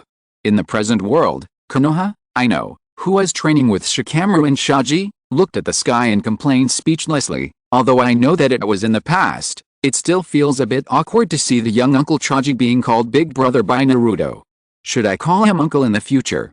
It's not the first day you met him. Shikamaru, who was resting, bit the dog-tail grass and said lazily, only if they are not much older than him. He calls them little brother, big brother and sister. Although he is a little self-familiar, you can't deny that this method can quickly bring people closer. I am more interested in the memory seals of the parties involved. Chaji, go back and ask Uncle Chaji tonight. I think Tsunade will agree to unlock the seal later. At least we can learn about Naruto's future from the side. After all, it involves time travel. Well, I will go back and ask Dad tonight. I also want to hear about his battle with Naruto. Chaji said with a smile. It is really interesting for such a little friend to appear in the past of the elders. Sarah. I won't let you go to the dragon vein. After completely breaking free from the heavy objects on his body, the centipede roared and rushed into the central square. Looking at the imposing centipede, Akemichi Choza and Aburame Shiwai took their positions and said calmly, such words, wait until you defeat us. Aburame Shiwai made a tiger seal, and in an instant, a huge number of bugs appeared under the centipede and stopped his forward steps. Then Aburame Shiwai performed the ninjutsu, the bug trick, and a large number of bugs soared into the sky, falling on the centipede like rain and mist, wrapping him up layer by layer. You monster, you are finished, because my bugs can devour null chakra. Confidently announcing the end of the centipede, Aburame Shiwai entrusted the battle to Akemichi Choza. Why do I feel like Aburame Shiwai has set a flag? Ho-ha-ho-ha, those who have the ability to absorb chakra seem to always encounter opponents with huge amounts of chakra, not to mention that now they have gone a step further and are directly facing someone with infinite chakra. Being blown up by chakra is the fate of this kind of people.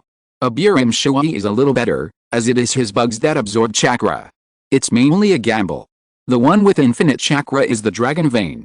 If the centipede is not deeply connected to the dragon vein, it may not have the same ability. Swallow the secret medicine and perform the super multiplication technique to transform into the giant. Akemichi Choza grabbed the centipede's tail and threw it out with a strong force. The huge body of the centipede knocked down the fence. When the smoke and dust cleared, the centipede covered with insects stood still and completely lost its voice. Just when Akemichi Choza thought the battle was over, the centipede suddenly opened his eyes and a green light came out, and then a purple lightning fell from the sky onto him. His chakra is increasing. Akemichi Choza clearly sensed this, and Aburame Shiwai was also surprised to see the insects that were killed by the huge amount of chakra and left the centipede's body. This level of chakra, as much as you want, I'll give you. The centipede said arrogantly, but Akemichi Choza didn't care. He analyzed with common sense that the opponent's chakra must have a limit, but Aburame Shiwai looked at the chakra transmitted from the top of the high tower next to him and judged that the centipede had unlimited chakra. The centipede, which absorbed a lot of chakra, attacked the two again. I always feel that if there were no dragon veins, any of these two people could have dealt with the centipede. The centipede's strength is really average. If there were no dragon veins, he would have died several times. However, it also indirectly confirmed the effect of the dragon veins. It amplified a ninja with average strength to the point where he could fight Naruto, Akemichi Choza, and Aburame Shiwai. If nothing unexpected happens, he should fight the fourth Hokage later. The word infinite can explain everything. The centipede's chakra is transmitted from that tower. I wonder if destroying the tower can interrupt this process. It shouldn't be possible. Didn't he rely on the power of the dragon veins to recover himself several times when he was underground before? The centipede should have a way to absorb the power of the dragon veins out of thin air. Chapter 347. If the plan to conquer the world is not just something that Centipede said casually, then he must have a way to transmit the power of the dragon vein regardless of the distance, otherwise this plan is just a joke. In the tower, everyone fled down the spiral staircase led by Sarah. Minato, who was walking at the end of the team, received a text message from Aburame Shiwai through the bug, and immediately showed a serious expression, as expected. That guy swallowed the power of the dragon vein. As long as the dragon vein is not sealed, his chakra is infinite. Naruto was shocked by this situation, and Minato hurriedly comforted him, but even if it is infinite, there must be other weaknesses. At this time, Centipede chased down. Seeing this, Naruto asked Sarah to take everyone away first, and he and Minato stayed behind to stop the enemy. I will never let you pass here. Facing the huge body of Centipede, Naruto rolled out the Rasengan with the help of his clone. Looking at this scene, Minato showed an unexpected expression for some reason. Hasn't it been pointed out long ago that Centipede has infinite chakra? Why do you keep emphasizing it? Don't put yourself in the shoes of a bystander. Centipede only told Naruto that he has infinite chakra. The fourth Hokage and the others don't know. Don't expect Naruto to give any reliable information. You see, he was shocked by the fourth Hokage's words. Hell, he doesn't remember the key content at all. Why is the fourth Hokage so calm? Infinite chakra, shouldn't normal people be more surprised to hear such a word? The main reason is that Centipede's performance is too bad. Although he has infinite chakra, I just don't think he can beat the fourth Hokage. Another point is that everyone's vision has become higher now. Centipede has, apart from the commendable recovery ability, other aspects are not very special. Compared with some monsters that appeared before, it is far inferior. Putting it together with the description of infinite chakra, you can't feel the power of this force at all.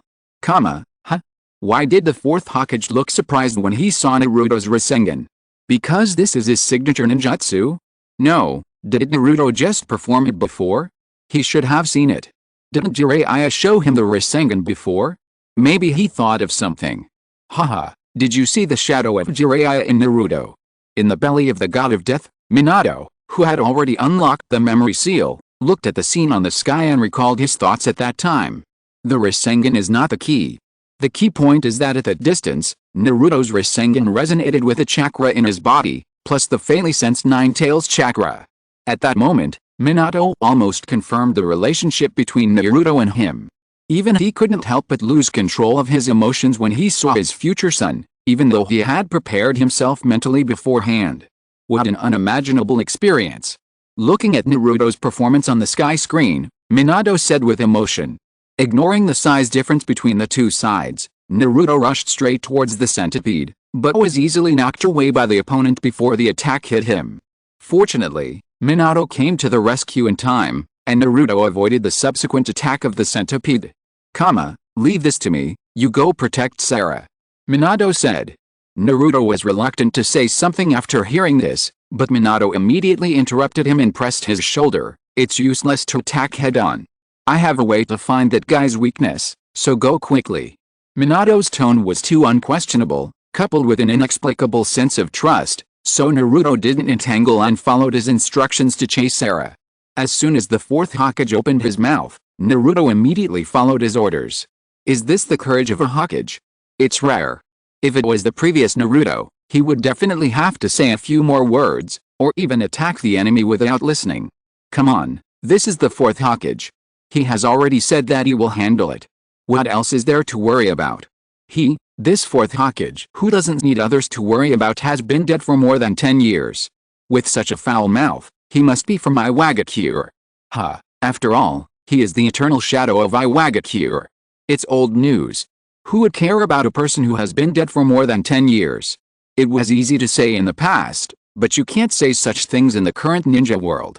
With the technique of impure world reincarnation, maybe you will see the dead person appear in front of you in the next second. Minato turned around and rushed towards the centipede, threw a shuriken and performed the shuriken shadow clone technique. Closely Mama's shuriken, with green light, covered the centipede's body like a torrential rain. The intensive attacks peeled off the centipede's outer shell layer by layer, revealing a small spider-shaped puppet placed on the chest. Is that the weak spot? Minato came to a conclusion. At this time, another lightning fell from the top of the tower.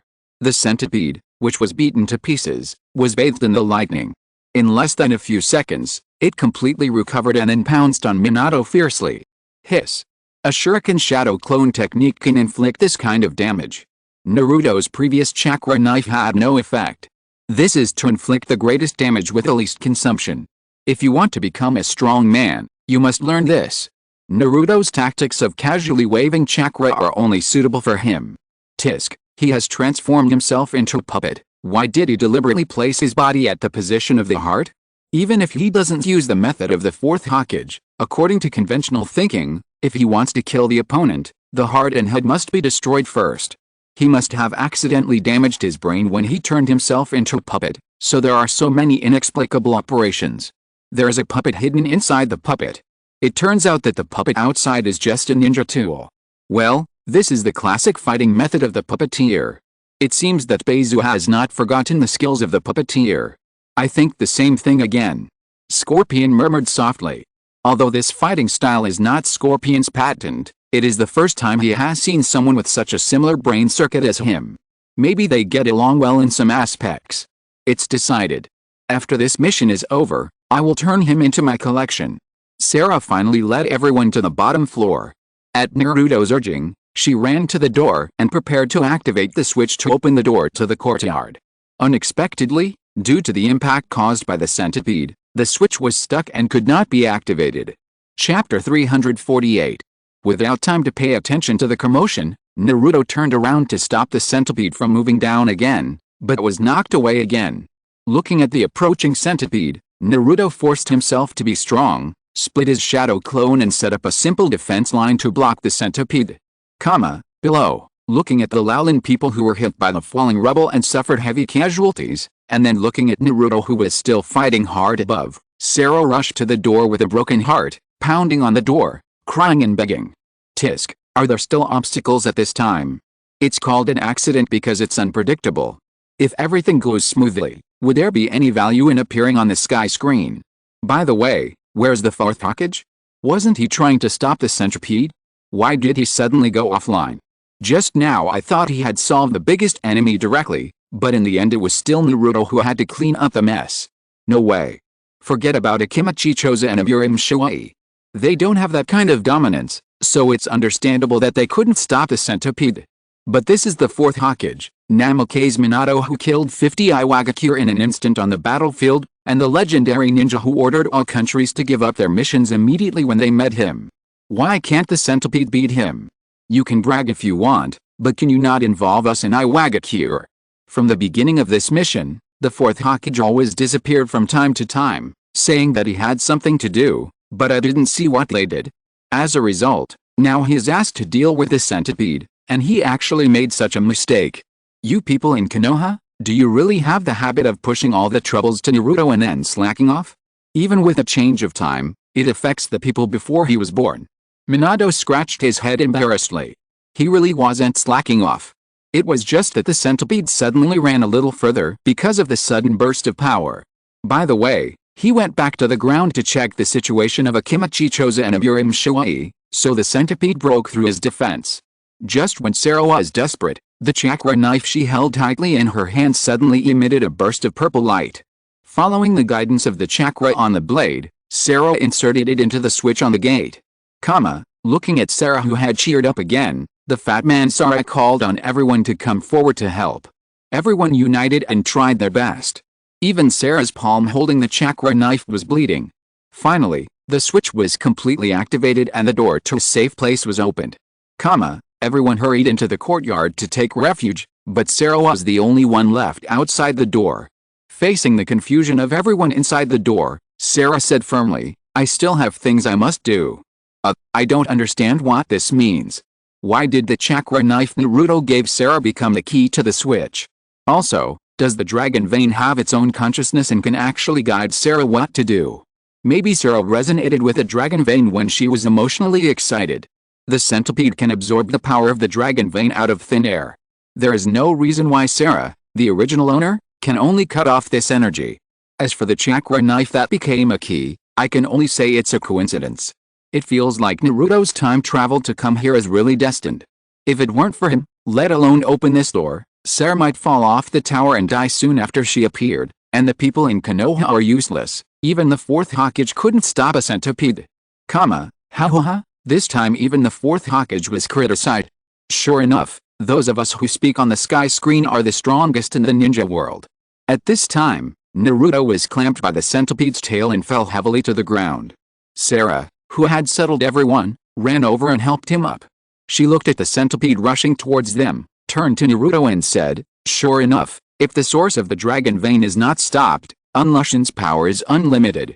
I must go to cut off the source of the dragon vein. Well, please.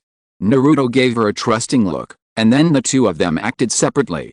The battle with the centipede started again. Naruto used multiple shadow clones to hold the legs on the centipede's tail to restrict the centipede's movement, while his real body used the Rasengan to quickly approach the centipede's head from the back.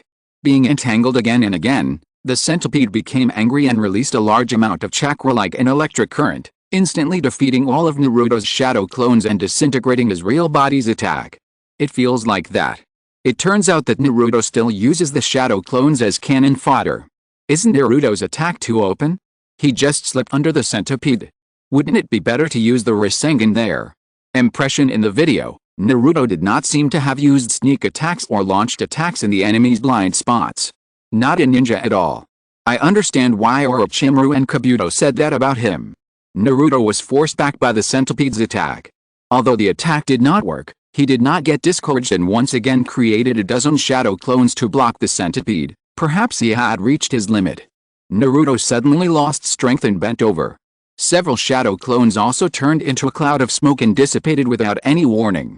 In the end, only 4 shadow clones were able to maintain their forms. They gritted their teeth and launched an attack together with Naruto. Dragon Vein, Great Dragon Fire. The centipede opened its mouth and stretched out a cannon barrel, and a stream of purple flames gushed out, easily defeating Naruto's attack. What a huge amount of chakra. But I absolutely cannot let you pass through here. Naruto struggled to get up again and perform the shadow clone technique, but he could only split 2 shadow clones to fight with him. Wow. This is the first time Naruto has suffered a loss in chakra quantity. It serves him right. Who made him use chakra like that? Not to mention using 10% of his strength with 1% of chakra like the 4th Hokage. He basically wasted chakra in the attack process, and 10% of his strength can't even achieve the effect of 1% of his strength. See, even if there are only 4 shadow clones left, he still insists on launching a frontal attack. Can't he act in a roundabout way from other directions? This is the most basic tactic. Hell, for me, 4 shadow clones is my limit, but he can still split 4 shadow clones when his chakra is almost used up. By the way, I don't think I've seen Naruto use the Nine Tails chakra today. He has used it. Did he explode when he was caught by the centipede and his chakra was absorbed? Chapter 349. I feel like even if we use it here, the result will be the same. Although the Nine Tails has a lot of chakra, I've never heard of it being infinite. The key is Sarah. Cutting off the connection between the centipede and the dragon vein is her greatest role.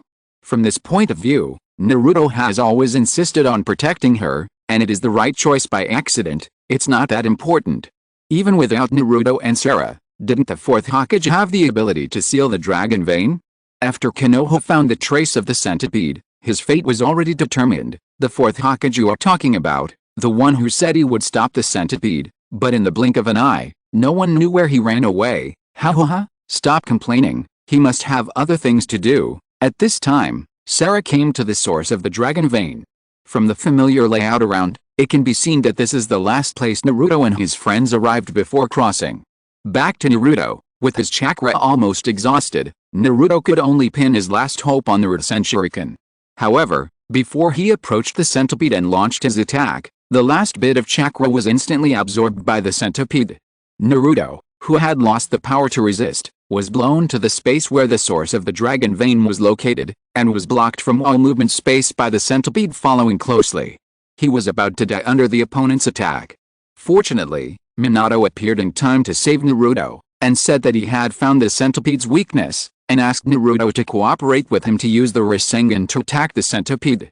Tisk, knowing that the opponent has the ability to absorb chakra, you must attack from the front, right?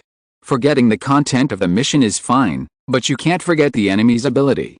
This is no longer common sense. Forgetting such things can easily kill you.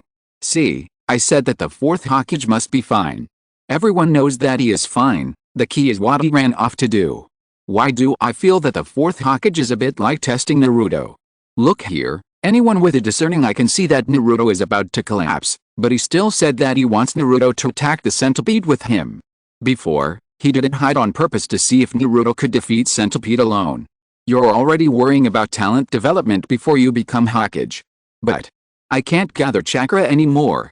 Naruto looked exhausted, and only relied on Minato's support to not fall down. Seeing this, Minato chuckled and said, "I'll lend you my strength."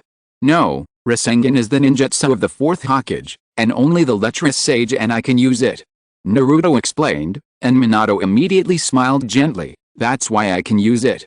Although he didn't react, Naruto still followed Minato's instructions and stretched out his hand, and with his help, he rolled out a Rasengan. Then Minato used the same move himself, and Naruto looked at the Rasengan in his palm in surprise. He didn't do anything, but it suddenly expanded. "Rasengan? What's going on?" "Ha ha ha, in front of the fourth Hokage, only Jiraiya and him said they could use Rasengan. I wanted to get along with you as an ordinary person, but since you look down on me, I won't pretend anymore. I'm going to be the future fourth Hokage." "Fourth Hokage, boy, do you know who invented this technique?" Naruto knows who invented it. But, didn't he already know the identity of Minato Namikaze before? Why is he confused now? Strange, although I've always teased Naruto for his poor brain, I've never seen his memory so bad. Could it be that he was affected by something when he traveled through time and space, intermittent amnesia? Well, it's possible, by the reason why Ash's brain is abnormal may be due to this aspect. By the way, does no one want to discuss the appearance of the fourth Hokage? Mumble, I've been wanting to say it since just now. How can this guy be so handsome? Screaming, handsome, powerful, strong, and so gentle, damn. How can there be such a perfect man? I can't help myself in his handsomeness. There are so many handsome guys in Konoha. I wonder if the people in Iwagakure think he is handsome. Whispering, fuck. Why do a bunch of crazy people want to talk about Iwagakure? Who wants to stir up trouble? Alice. This ninja world is hopeless. Some ambitious person will conquer the world. We must take measures, otherwise, if Konoha's people come here to show off their face, a lot of people will rebel. In the belly of the god of death, Minato scratched his face with a shy smile on his face. I'm really sorry. In the Pure Land, Kushina chuckled. Are the young generation of ninjas now too focused on appearance? This made Kushina think of her childhood. At that time, she didn't get along well with Minato. She even thought he was just a cowardly pretty boy and looked down on those little girls who screamed around him all day long. But in the end, she fell into his trap and couldn't extricate herself. Humph, you are such a bad guy. You have been like this since childhood. You can still make little girls scream for you even after you have been dead for more than 10 years. With a faint smile on her face, Kushina stared deeply at her husband's face on the sky, ignoring even the sun standing next to him. Chakras of similar nature will resonate when they are close to each other, and then when the chakras merge, the strongest Rasengan is completed. While explaining, Minato moved the Rasengan in his hand towards Naruto's Rasengan, and the two merged together at the moment of contact. Although the state was not very stable, a huge energy was generated in the palms of the two people, and the overflowing chakra even formed a blue-green whirlwind shield, covering the two people. What is this? Naruto looked at the Rasengan in his palm in shock, and Minato replied with satisfaction, this is the strongest Taichi Rasengan. Chakras of similar nature can resonate? Is this true? Yes, it's rare, and it's quite unpopular knowledge. I know this. This situation usually occurs between relatives, and it is a rare type even among relatives, or the resonance is very low. It can be said that it is 1 in a million to achieve this effect in the Sky Curtain. Chapter 350. Then it comes back to the previous question, what is the relationship between Naruto and the fourth Hokage? Chakra resonance, the same hair and eye color, Naruto's inexplicable sense of trust, all these hints are obvious, right? I don't want to discuss this topic before there is solid evidence. Anyway, it's just you guessing, unless someone in Konoha comes out with a real name to reveal the truth. What resonance? What is the relationship between me and the fourth Hokage? What are they talking about? Naruto looked at Jiraiya and Tsunade with a puzzled look. After the two looked at each other, Jiraiya made up his mind and said, let's talk about this story first. Read it. If this situation is not explained before the end of the story, I will tell you everything. After that, Jiraiya looked at Tsunade. Is it okay for you to deal with it this way, Tsunade? HMPH. It's up to you. I've wanted to do this for a long time anyway. The damn old man threw a lot of messes to me, why should I consider his opinion? Tsunade waved her hand indifferently, then stood up and said, okay, you can handle the rest of the matter yourself. I'll go to the meeting room to meet those old foxes. Looking at Tsunade walking out of the door, Naruto turned his head and looked at himself standing with the fourth Hokage on the sky curtain, and his heartbeat accelerated slightly. Although his slow brain still didn't figure out what was going on, Naruto had a hunch that some unexpected inside stories would be exposed next. Ahem, let's not talk about some topics that cannot be discussed for now. Let's talk about this new Rasengan. Do you think that the name is wrong? Indeed, it is not the naming style of the fourth Hokage. What's wrong with this name? It's very appropriate. Well, according to his naming style, maybe it should be called the Light Cyclone Blue-Green Rasengan. Sorry, I can't learn it well enough. Are you kidding? From your tone, you are all from Konoha.